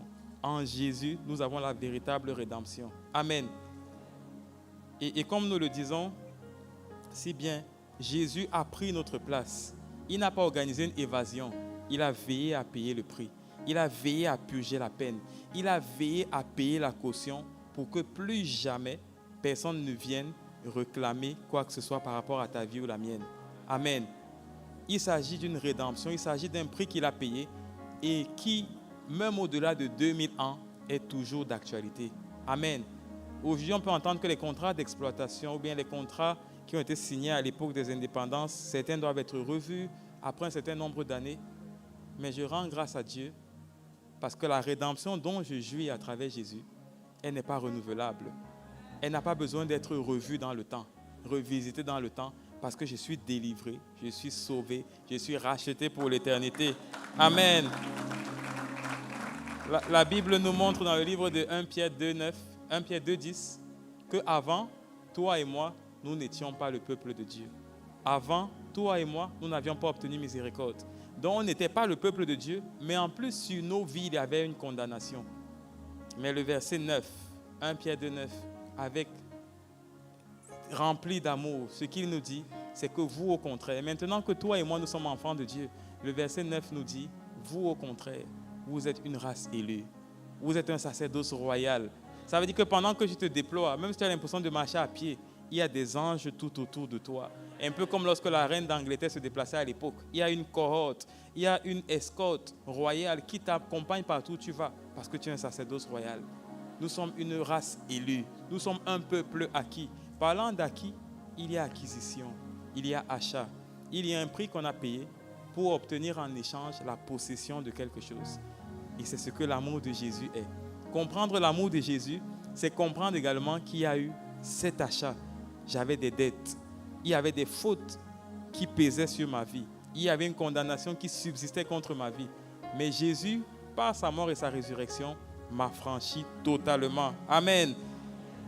Et l'amour de mon Jésus peut être davantage expliqué dans le livre de Colossiens au chapitre 2 et au verset 14, où il est écrit que l'acte dont les ordonnances nous condamnaient et qui subsistait contre nous. Il subsistait, ça veut dire que dans le temps, il demeurait valide, il demeurait actif. C'était un peu comme, c'est quoi ces reconductions, c'est quoi, c'est tacite. Chaque année, il se renouvelait automatiquement. Mais Jésus, lorsqu'il est entré dans sa place, il m'a accordé la rédemption. Il a mis un terme au cycle de renouvellement automatique de ce contrat de condamnation. Il l'a annulé et il a signé un acte de rédemption qui m'abolit pour l'éternité, qui m'a franchi pour l'éternité, qui me rend libre pour l'éternité. Amen. Donc ce matin, pendant que nous parlons de comprendre l'amour de Dieu, c'est comprendre également que cet amour dont nous parlons, c'est un amour qui nous accorde le pardon. Lorsque tu as commis un crime ou un meurtre, le jour où tu vas faire un extrait de casier judiciaire, on se rappelle de ce que tu as commis comme meurtre. Si tu avais commis un meurtre, on ne mettra pas néant. On rappellera ce qui a été fait. Mais gloire soit rendue à Dieu parce que Jésus, quand il est arrivé, mon casier judiciaire, ce n'était pas néant. Il y avait beaucoup de fautes. Masturbation, vol, mensonge. Chacun de nous avait un motif qu'on pouvait rajouter. vol, tricherie, hypocrisie, égocentrisme, sorcellerie et beaucoup d'autres choses. On avait des casiers judiciaires bien chargés, peut-être on avait les intercalaires parce qu'il y avait tellement de fautes. Mais quand Jésus est arrivé dans la place, la rédemption dont il parle, dans Colossiens 2,14, c'est qu'il a pris ce casier judiciaire qui te condamnait et qui subsistait contre toi et moi. Il l'a détruit, il l'a cloué à la croix, son sang a éclaboussé dessus et il a imprimé un nouveau acte de rédemption où il est écrit libre pour l'éternité, libre dans toute juridiction, affranchi pour l'éternité, libre de toute condamnation. Amen. C'est de ça qu'il s'agit en fait quand on parle de l'amour, de comprendre l'amour de Dieu. C'est une autre dimension, c'est la rédemption. Un pardon total, un pardon sans limite, un pardon pour lequel il n'y aura plus jamais appel. Amen. Et comme dernier point au sujet de l'amour, avant qu'on ne passe à un autre point, Dieu nous a donné dans son amour et par grâce le pouvoir de dominer. Lorsque Jésus était sur terre, il dominait, il faisait des exploits. Il ordonnait à la nature et la nature lui obéissait. Lorsque nous allons dans le livre d'Ésaïe, nous pouvons lire qu'il est écrit « Un enfant est né, un fils nous est donné. Sur son épaule reposera la domination. » En réalité, Jésus, dans son amour, a fait une extension de cette capacité à dominer que lui seul il avait. Il a étendu à toi et à moi. C'est pourquoi dans le livre de Luc, au chapitre 10 et au verset 19, nous pouvons lire « Voici, je vous ai donné le pouvoir de marcher sur les serpents et les scorpions et sur toute la puissance de l'ennemi et rien, pas certain, rien ne pourra vous nuire. » Amen. Donc en d'autres termes, ce que Jésus avait comme capacité, comme pouvoir pendant qu'il était sur terre, il nous a passé le témoin avec toutes les capacités incluses, avec toutes les options incluses, avec tout le pouvoir sans distinction. Ce n'est pas comme si on va te dire tu as le bouquet évasion plus access. Ou quand le match passe chez ton voisin, tu imagines, parce que chez toi c'est codé, c'est ça, n'est-ce pas? Tu imagines que qui a marqué les cris là, c'est comme les cris des supporters du Barça ou c'est ceux du Real le jour du Classico. Mais mon Dieu, dans son amour et dans sa grâce, il m'a donné le pouvoir de dominer sans limite. Amen. Et en comprenant son amour, je comprends aussi cela. Vous savez, certaines multinationales, même lorsqu'elles viennent en Afrique, parfois elles vont veiller à ce que dans les parts de l'entreprise, elles aient un pourcentage légèrement inférieur à la majorité. Parce qu'elles se disent, si un jour il y a un scandale, il ne faut pas que ça entache notre réputation. Ils peuvent prendre 40% de parts, 49% de parts. Ils prennent difficilement 50 ou 51 parce que si un jour il y a un scandale, leur réputation sera entachée. Mais Jésus, dans ta vie, il t'a donné 100% de ses capacités. Il n'a pas réfléchi si tu peux entacher sa réputation ou son témoignage ou pas. C'est un amour sans limite qu'il nous a manifesté. Il nous a donné tout le pouvoir dont il jouit. Amen. Afin que nous soyons libres de régner. Les points que nous avons cités plus haut, ce n'est pas une liste exhaustive. De savoir que nous sommes enfants de Dieu, nous sommes choisis, il nous a localisés, nous avons la rédemption, ou alors nous avons le pouvoir. Ce n'est pas une liste exhaustive, ça nous donne juste une idée. Chacun de nous, dans ses propres temps de communion avec le Saint-Esprit, pourra découvrir encore d'autres façades de l'amour de Dieu.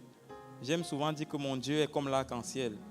De loin, on va te présenter le spectre lumineux avec des couleurs. On va te dire infrarouge à ultraviolet. Mais quand tu fais un zoom, un jour, tu te rends compte qu'avant, à l'époque, on ne connaissait pas la couleur turquoise. On ne connaissait pas le magenta. Quand tu zoomes, tu découvres une autre couleur. De la même façon, quand tu vas aller zoomer avec le Saint-Esprit, tu vas voir un autre pan de son amour, de sa grandeur, de la douceur et de tout ce que Dieu t'a donné gratuitement pour que tu vives à son image et sa ressemblance. Amen. Donc, si on retourne à notre thème, quand on parle du mot grâce, comprendre l'amour de Dieu, la conscience de sa grâce qui booste ma foi, en revenant au mot grâce, il s'agit d'une faveur imméritée. Aucun concours, aucun prérequis, aucune condition à remplir. C'est une faveur où tu n'as pas mérité. Tu aurais même échoué s'il fallait faire un concours. On ne t'a même pas laissé composer et on t'a juste pris ainsi. Sans visite médicale, sans test psychotechnique, sans test, on appelle quoi là, éducation physique, parce qu'on n'est pas sûr que tu aurais pu faire 3 tours de stade, comme on faisait souvent à l'EPS. Jésus nous a pris dans son amour, dans sa grâce, il nous a tous embrassés. C'est ce que le verset nous disait dans Éphésiens 3. Le serviteur a été envoyé, non pas Éphésiens 3, plutôt dans Luc 14, où le serviteur a été envoyé dans les rues, aller prendre des handicapés, des aveugles, des malades, sans distinction, pour les ramener au Seigneur. Amen. Donc, ayant fini de parler de la grâce, ayant fini de parler un tout petit peu de l'amour, nous voulons toucher un tout petit peu la foi. Comment est-ce que la conscience de la grâce peut booster ma foi? Nous allons prendre comme verset de base Jean 1, 17, qui nous dit « Car la loi a été donnée par Moïse, et la grâce et la vérité sont venues par Jésus-Christ. » Amen. Lorsque nous lisons ce verset, parfois nous le survolons, nous passons rapidement. Mais qu'est-ce que cela signifie? La loi a été donnée par Moïse, un peu comme un porteur de courrier, un postier, à qui on a dit « Prends le courrier, va lire les commandements au peuple. » C'est ainsi que Dieu a passé les commandements au peuple. Mais pour ce qui est de la grâce et la vérité, Dieu a fait autrement. Il est venu lui-même. Il n'est pas resté dans les cieux, à travers un buisson ardent, juste communiquer la grâce, mais il s'est fait chair. Il s'est fait homme. Il est venu parmi nous, vivre comme nous, vivre au milieu de nous et mourir pour nous afin de s'assurer que la dette soit payée en intégralité et que la grâce nous soit communiquée directement. Amen. Dans la grâce, Jésus est venu lui-même pour nous apporter la grâce. Il ne l'a pas envoyé de loin. Il est venu lui-même. Le divin s'est fait humain. Le divin est venu au milieu de nous afin de nous communiquer la grâce dans son intégralité. Lorsque tu utilises des écouteurs Bluetooth, la qualité du son est un peu dégradée. Lorsque tu utilises des écouteurs avec câble, la qualité est de meilleure qualité, est d'un niveau optimal. Mais lorsque tu es en face de celui qui parle directement, tu as les moindres détails. Tu n'as aucune distorsion, tu n'as aucune modification. Et Jésus s'est donc dit, je n'enverrai personne. Moi-même, le divin, je viendrai afin de m'assurer que je leur communique la grâce dans toute son intégralité, ainsi que la vérité. Amen. Est-ce que nous pouvons acclamer Dieu pour cette grâce?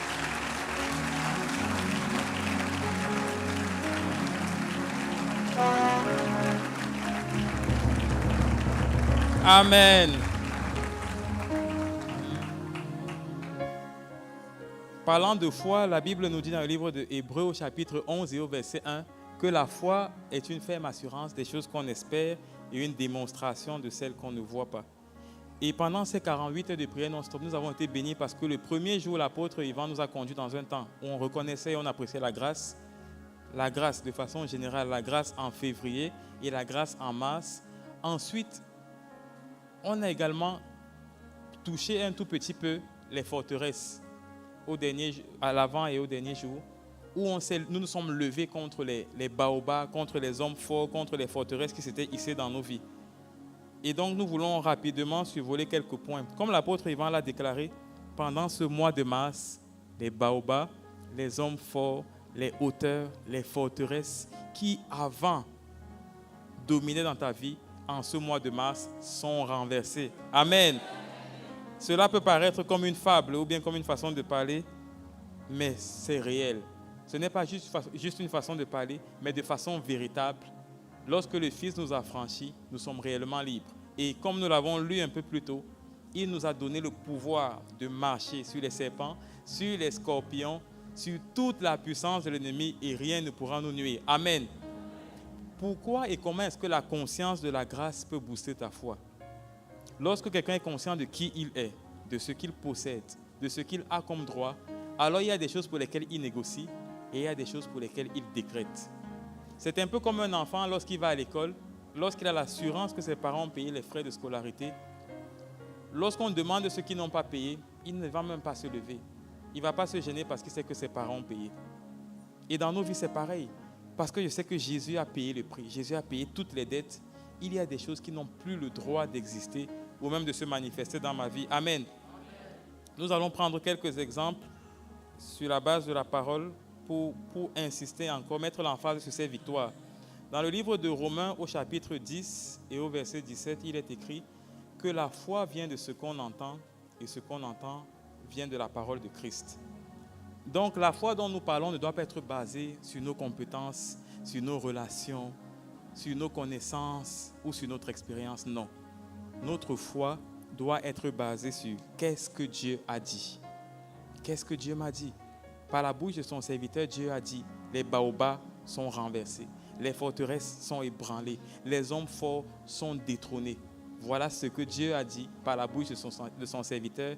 Et même la Bible le souligne parce qu'il est écrit dans la Bible que c'est poussé par l'Esprit que des hommes ont parlé de la part de Dieu. Donc toutes les paroles qui ont été relâchées pendant ces 48 heures de prière non-stop, nous les saisissons et nous disons Amen. Amen. Et pour illustrer la foi, en fait, nous allons prendre une portion d'écriture, 1 Roi 17. Nous allons prendre une histoire qui nous parle d'un homme de foi qui s'est juste levé en s'appuyant sur une parole avant de voir la manifestation de ce que Dieu lui avait dit. Dans 1 Roi 17, à partir du verset 1, nous pouvons lire « Élie le Tishbite, l'un des habitants de Galate, dit à Achab, « L'Éternel est vivant, le Dieu d'Israël dont je suis le serviteur. Il n'y aura ces années ni rosée ni pluie, sinon à ma parole. » Et la parole de l'Éternel fut adressée à Élie en ces mots. « Pars d'ici, dirige-toi vers l'Orient et cache-toi près du torrent de Kérit qui est en face du Jourdain.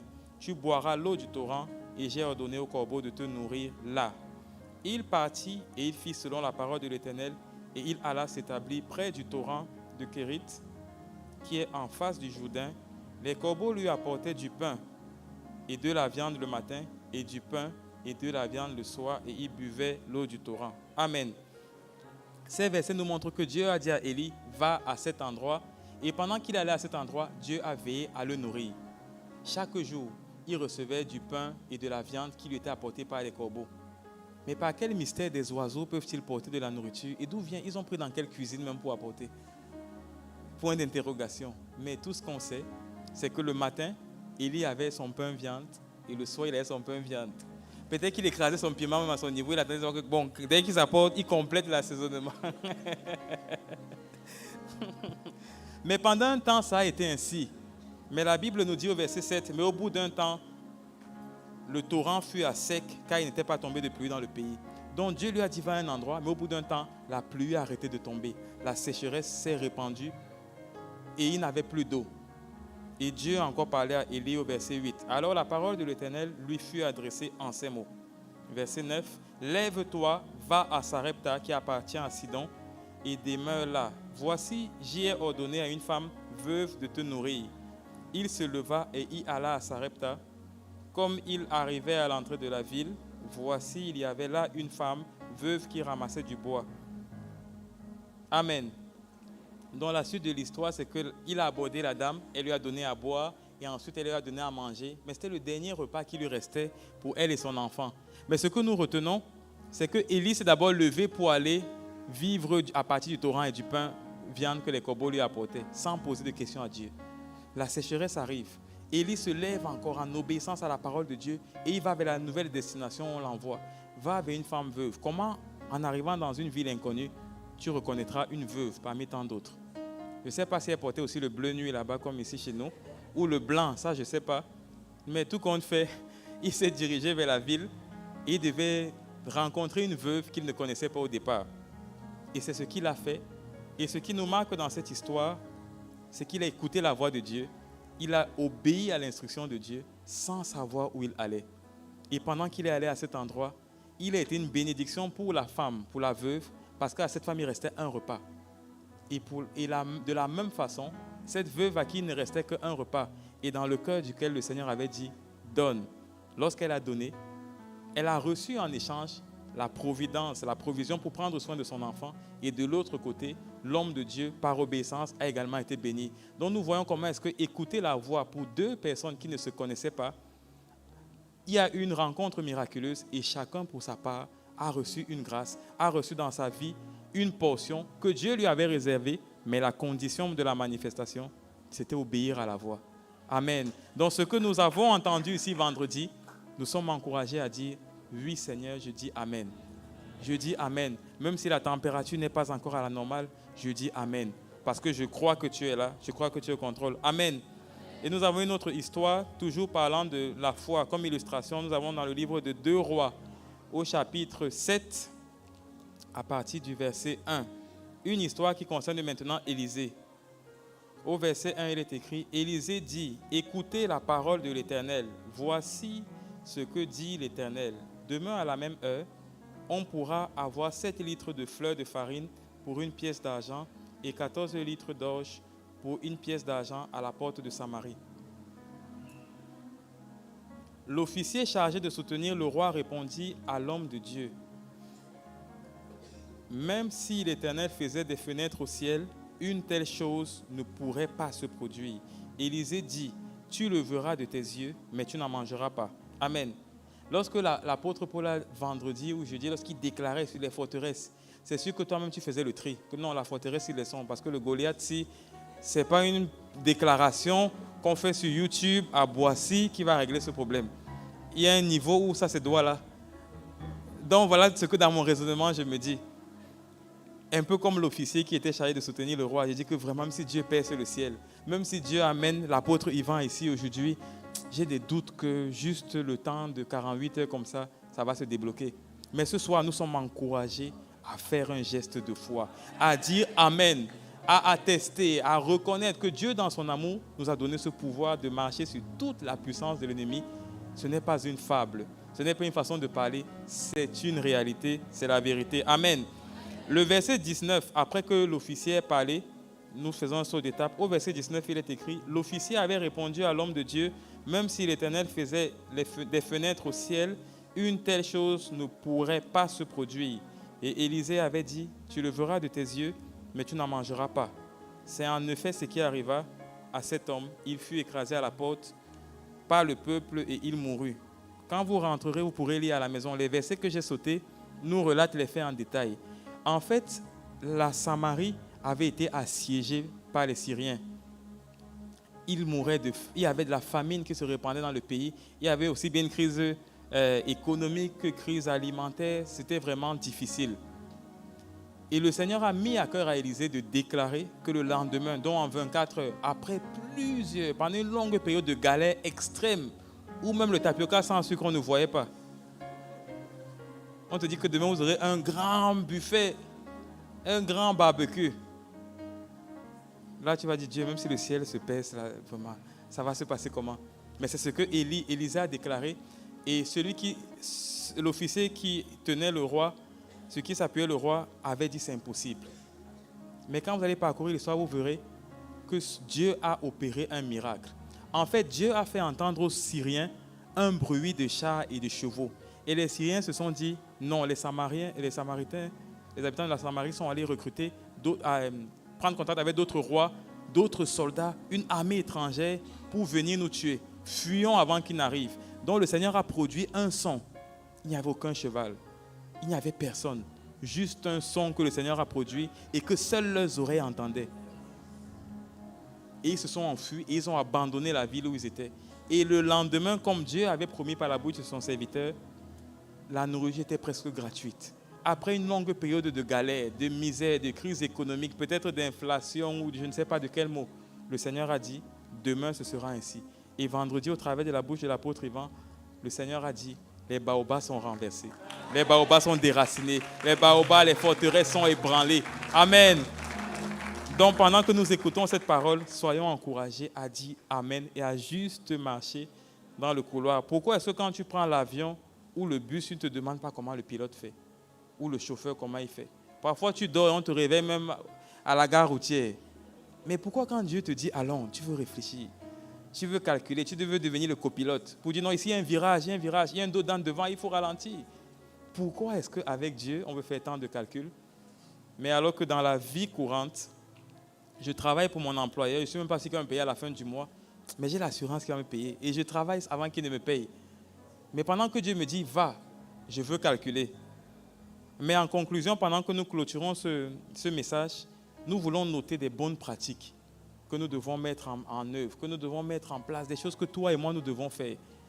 Parce que pendant que nous prenons conscience de la grâce de Dieu dans nos vies, nous devons également manifester un niveau de foi supérieur. Amen. Et donc, comme bonne pratique, comme ce que nous devons retenir, c'est que je dois m'appuyer sur ce que Dieu m'a dit. Nombre 23, 19 me dit, Dieu n'est pas un homme pour mentir, ni le fils d'un homme pour se repentir. Amen. ce qu'il a déclaré ne l'exécutera-t-il pas? Et deuxièmement, je dois également noter que Dieu veille sur sa parole pour l'exécuter.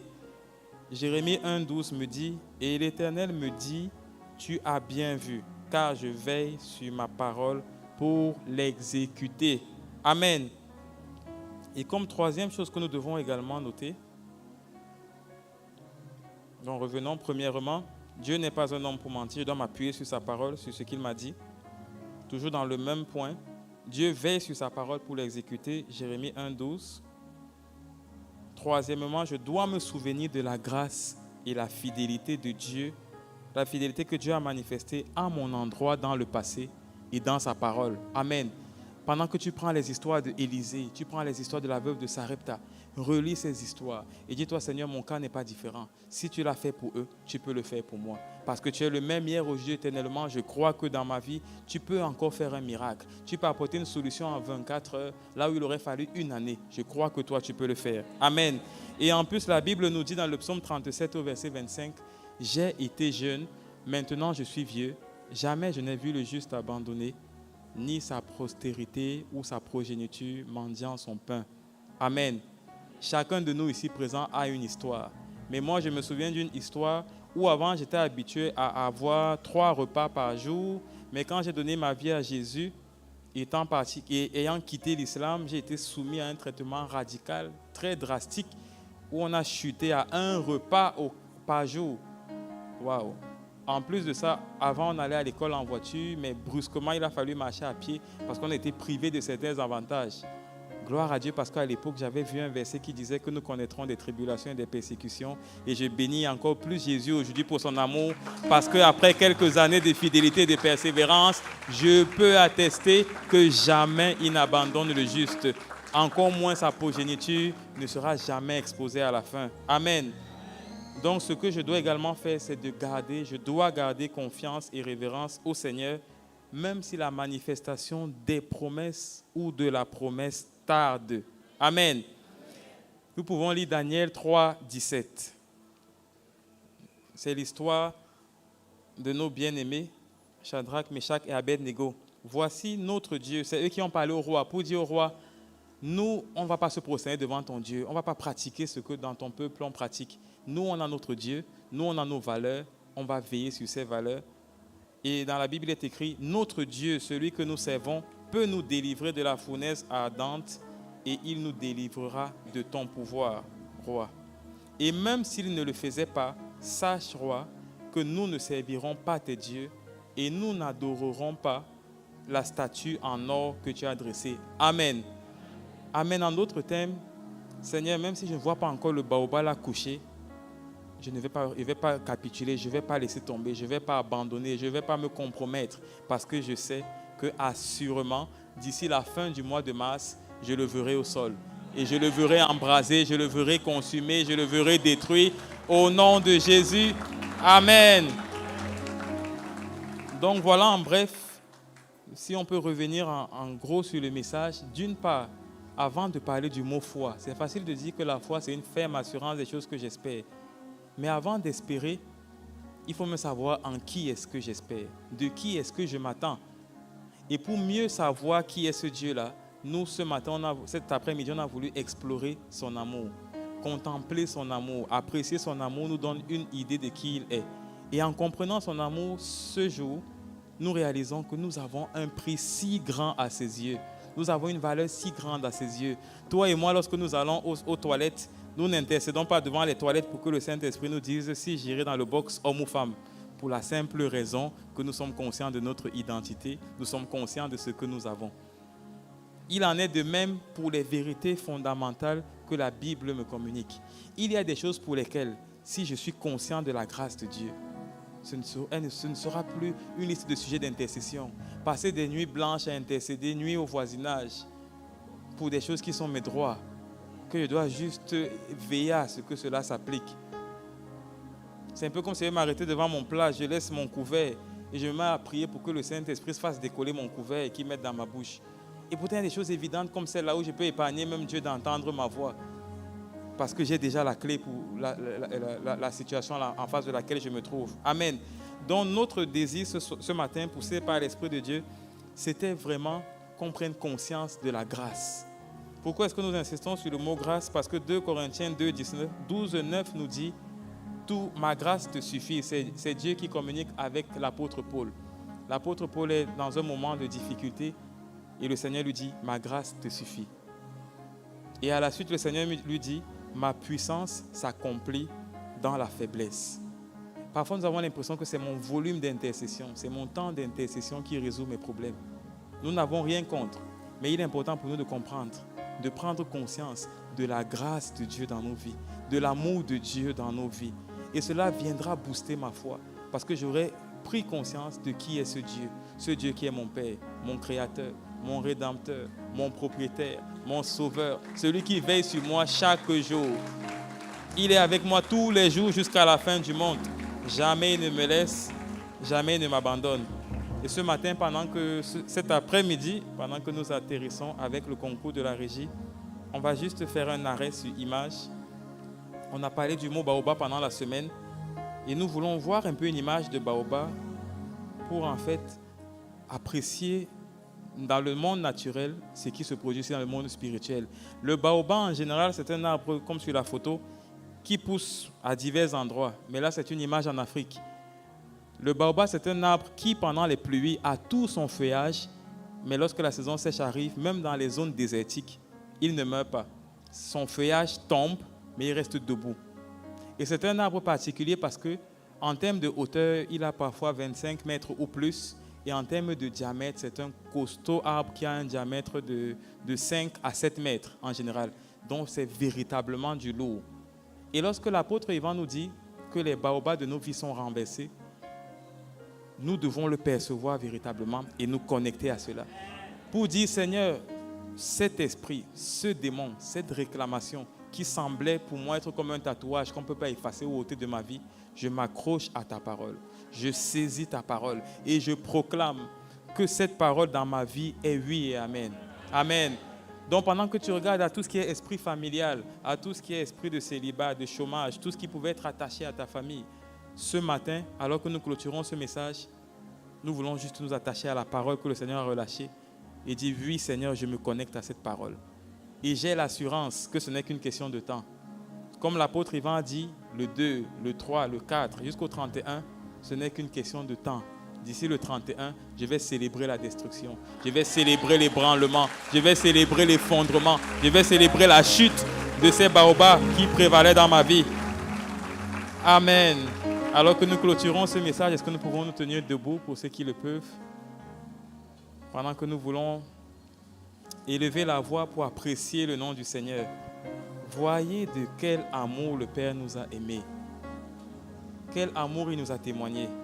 Quand je vois tout ce qu'il a fait, on disait souvent que qui peut le plus peut le moins. S'il a pu tout ça, est-ce que le tout petit s'il ne peut pas? Certainement pas. Rien que quand je prends conscience de sa grâce, je me rends compte que ce qui est en face de moi, c'est le plus petit. Et ayant fait le plus grand, automatiquement, il peut faire le plus petit. Et il a déjà fait le plus petit. Amen. Si Jésus a pu entrer dans le séjour des morts et revenir avec la clé pour que nous ayons la vie éternelle, qu'est-ce qu'il ne pourrait pas faire? Si Jonas a pu faire 3 jours dans le ventre d'un poisson et en ressortir indemne, qu'est-ce qu'il ne peut pas faire? Si la vie de Lazare, le corps de Lazare, je ne suis pas médecin, mais les médecins peuvent nous dire qu'au niveau où Lazare était, il fallait une chirurgie plastique de très très haut niveau parce que les vaisseaux sanguins étaient pourris, coupés, on ne pouvait plus rien faire. Mais le Saint-Esprit, par un mouvement, a soufflé, un peu comme dans Genèse 2:7. Dieu était devant un tas de poussière.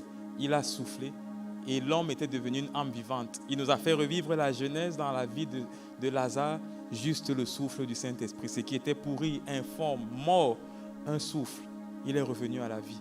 Est-ce qu'en ce matin, en cet après-midi, nous pouvons élever la voix et bénir le nom de Dieu?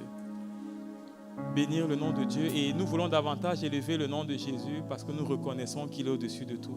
Pendant que nous prenons conscience qu'il est au-dessus de tout, alors il est plus simple pour nous d'avoir une foi inébranlable et une assurance que tous les baobabs sont déracinés, toutes les forteresses sont renversées, toutes les hauteurs sont ébranlées, tous les hommes forts sont expulsés. Oh Jésus. Jésus, en cet après-midi, nous voulons reconnaître que tu es élevé au-dessus de tout. voulons reconnaître que tu es au-dessus de tout. Jésus, tu es élevé au-dessus de tout. De quel amour tu nous as aimés. Ton amour a tout surmonté, ton amour a tout supporté, ton amour a tout traversé, ton amour a tout enduré. Quel baobab pourrait résister? Quelle forteresse pourrait te dépasser? Oh Jésus, ce matin j'atteste. Mon frère, ma soeur et moi nous attestons. Pas pour te flatter, mais parce que nous obéissons à ta parole. Tu as reçu le nom au-dessus de tout nom. À la mention de ton nom, tout genou fléchit. Toute langue confesse que tu es Seigneur à la gloire de Dieu le Père. Et ce matin, dans une attitude d'action de grâce, bien-aimés, est-ce que nous pouvons élever la voix et bénir le nom de Dieu pour cette parole qui nous éclaire. Il envoya sa parole et sa parole est venue et elle nous délivre de la fausse. Il envoie sa parole pour nous éclairer, pour donner de l'intelligence aux gens simples. Pouvons-nous élever la voix et bénir le nom du Seigneur pour sa parole que nous avons reçue ce matin, pour le message qu'il nous a communiqué ce matin, pour la lumière qu'il nous a envoyée ce matin, parce que la Bible dit que sa parole est une lampe à nos pieds et une lumière sur notre sentier.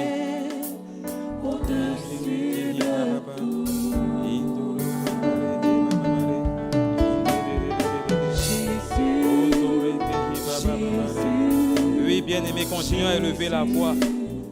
Et supplie encore le Seigneur afin qu'il booste ta foi, qu'il amplifie ta foi, qu'il fortifie ta foi pour qu'en face des épreuves tu tiennes ferme, que rien ne puisse t'ébranler, que tu tiennes ferme, regardant à son amour, regardant à la grâce, regardant à tout ce qu'il a déjà accompli, que tu sois rassuré de sa présence et de sa fidélité. Élevons la voix et supplions encore le Seigneur de fortifier notre foi. Oh Seigneur, nous te supplions.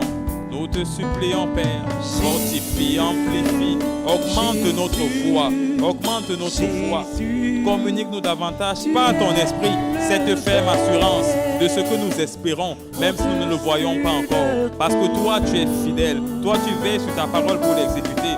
Toi, tu n'es pas un homme pour mentir, ou encore moins le fils d'un homme pour te repentir. Béni sois-tu, Seigneur, béni sois-tu pour cette parole. Merci parce que tu nous donnes la force de la mettre en pratique.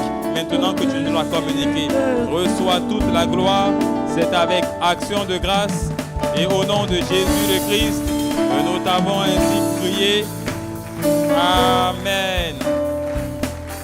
Amen. Et pendant que nous sommes encore debout, nous voulons incliner la tête. Et pendant que nous inclinons la tête, nous voulons donner l'occasion à une personne qui a suivi ce message ce matin, mais qui n'a pas encore donné sa vie à Jésus, de faire ce pas. Donner sa vie à Jésus, c'est simplement faire une prière au cours de laquelle vous acceptez Jésus comme votre Seigneur et votre Sauveur.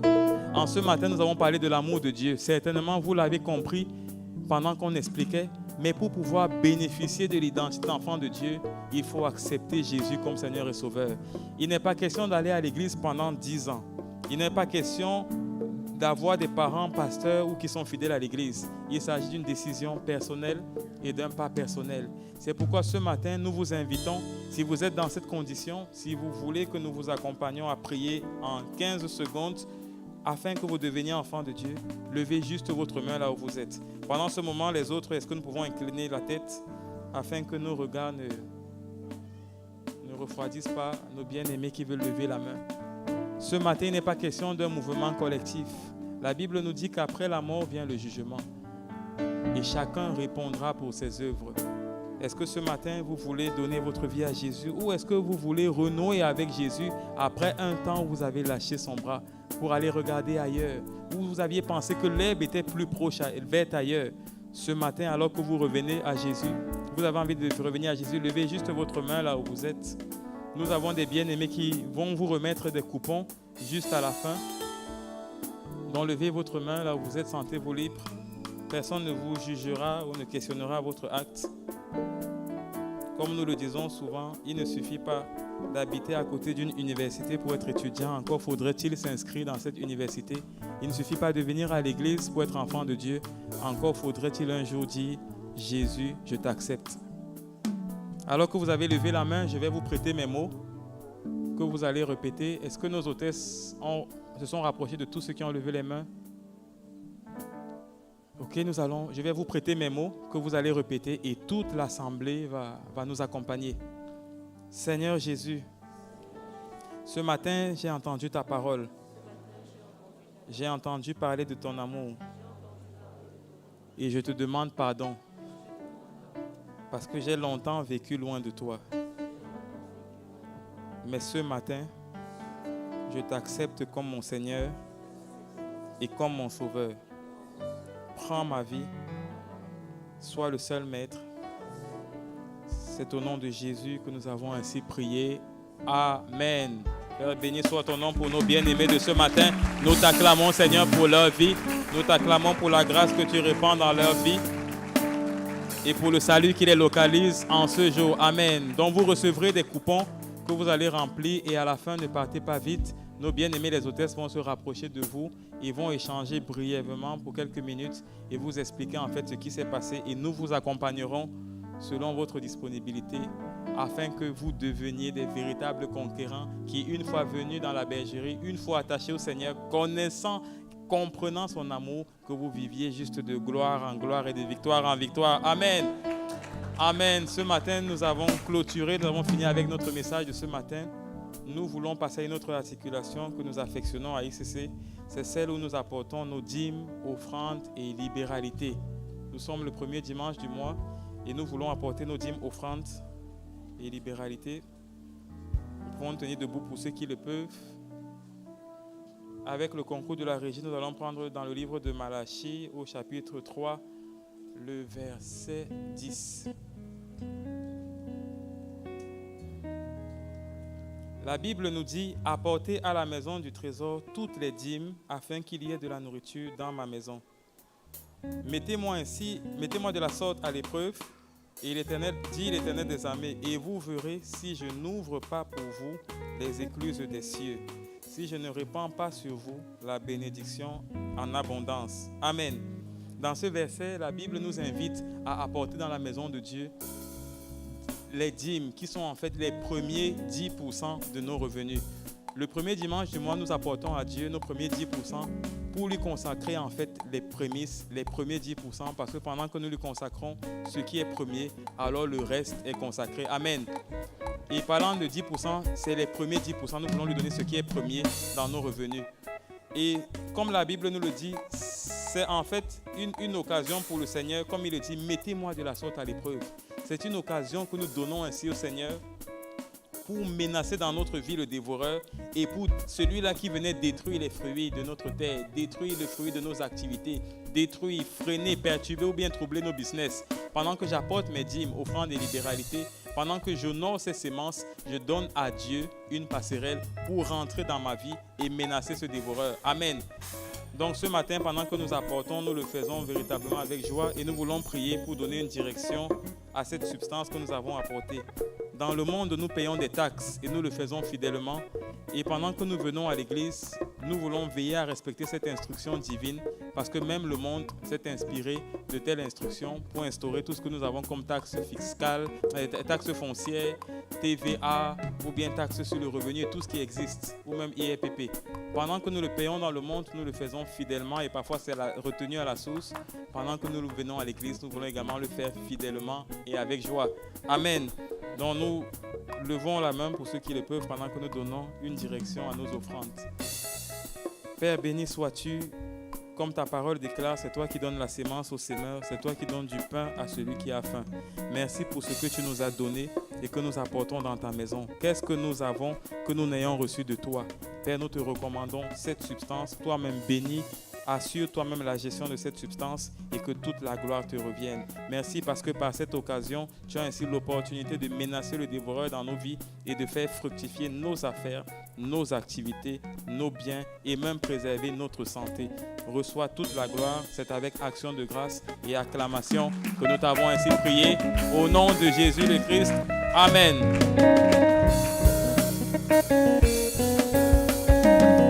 Nous apportons avec joie. Alléluia. Nous disons grand Dieu, celui qui demeure toujours à notre côté. Nous voulons célébrer notre grand Dieu. Hey. Oh, oui, grand Dieu. Hey. Oh, oui, grand Dieu. Hey. Nous voulons proclamer grand Dieu, celui qui veille sur nous.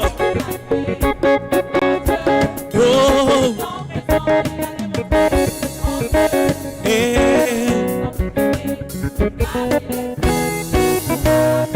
Oh, dans le vent, je suis en paix, ça va.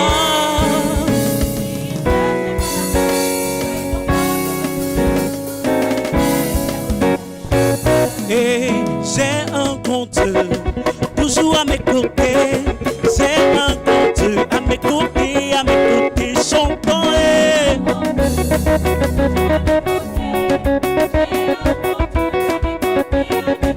Oh, j'ai un compte toujours à mes côtés. J'ai un compte à mes côtés.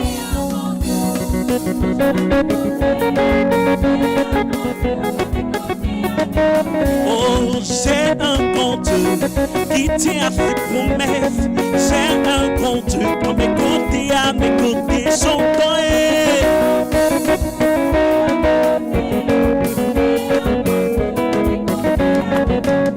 À chaque épreuve, tu fais preuve en me donnant la victoire. Puissant guerrier, digne de régner aujourd'hui et à jamais, chantant.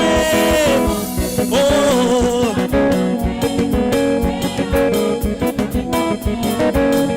le grand je suis, toi mon ami, tu n'as jamais changé. Depuis l'origine des temps jusqu'aujourd'hui, nul n'est comparable à toi, chantant. Oh,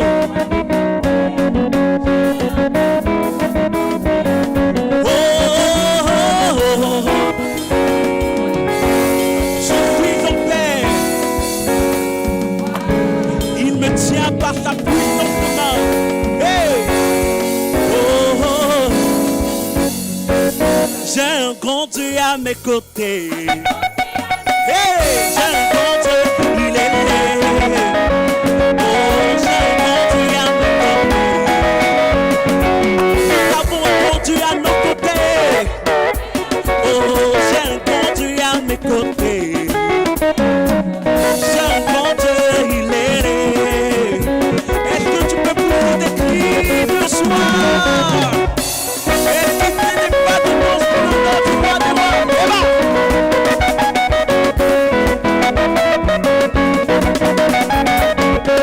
Oh, je te fais penser de ton Dieu pour le roi de roi. Nous disons que nous avons Dieu, grand et puissant à nos côtés. C'est lui qui veille sur nous.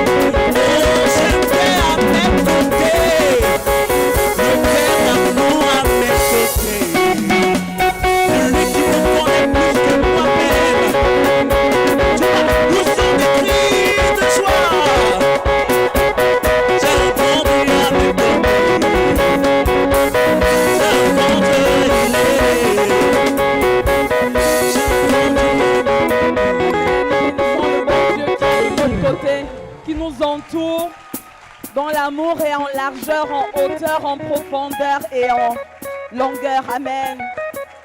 Nous pouvons encore prendre quelques temps en prenant place dans sa présence alors que nous tirons vers la fin de ce culte. Et nous ne pouvons pas partir sans prendre le temps d'honorer toutes les personnes qui rendent un culte avec nous ici en présentiel pour la première fois. Alors, vous avez été invités par un ami, par une connaissance ou encore par le biais des réseaux sociaux. Nous voulons, s'il vous plaît, prendre le temps de vous recevoir.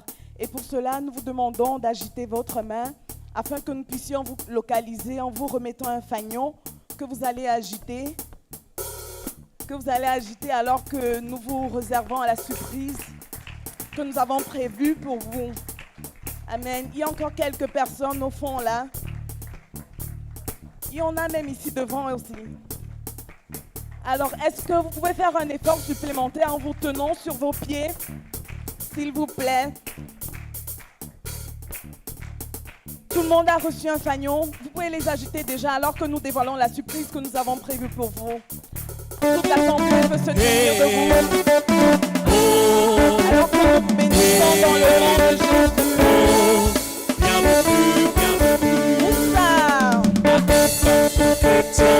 Bienvenue à Jackson chrétien. Bienvenue dans cette demeure d'apparence ordinaire, mais où l'amour du Seigneur nous fait du bien. Nous consacrons nos frères et sœurs si nombreux qui sont venus rendre un culte avec nous. Nous prions afin que tu les bénisses, que ta grâce les accompagne, que leur projet soit béni. Nous vous bénissons de l'amour du Seigneur. De l'amour du Seigneur, soyez bénis et revenez, même lorsque vous ne voulez pas, revenez quand même. Amen. Nous bénissons le Seigneur pour vos vies. Merci d'être venus si nombreux rendre ce culte avec nous au Seigneur. Amen. Nous sommes vraiment heureux de vous recevoir si nombreux au milieu de nous. Alors à la fin du culte, ne partez pas très vite. Il y a une sœur qui agite le fanion, la sœur Béatrice, qui agite le même fanion que vous, qui va vous conduire dans la salle que nous avons prévue pour vous recevoir. Nous prendrons quelques minutes de votre temps, histoire de nous présenter à vous, de répondre éventuellement à toutes vos questions et de vous connaître un peu plus. Amen. Alors à la fin du culte, vos voisins vous donneront la primeur de la sortie pour vous recevoir. Amen. Et nous rappelons également qu'à la fin du culte, toutes les femmes sont priées de rester pour quelques minutes pour une rencontre qui nous concerne. Amen. Alors nous allons incliner nos têtes en guise de révérence à notre Seigneur. Père, nous voulons te dire merci. Merci infiniment parce que ce matin encore, tu as voulu, Seigneur, nous faire comprendre la pleine mesure, la dimension de ton amour.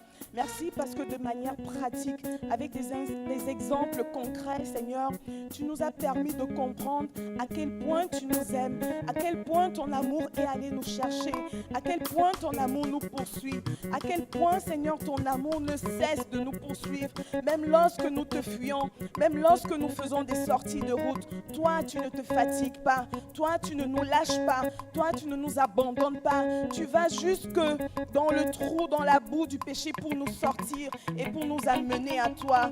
Oui, Père, selon qu'il est écrit, tu prouves ton amour pour nous en ce que lorsque nous étions encore pécheurs, toi, tu es mort pour nous. Oui, Seigneur, tu es mort pour nous, non pas pour rien, Seigneur, mais parce que tu veux également que nous, en retour, nous puissions manifester de l'amour les uns envers les autres.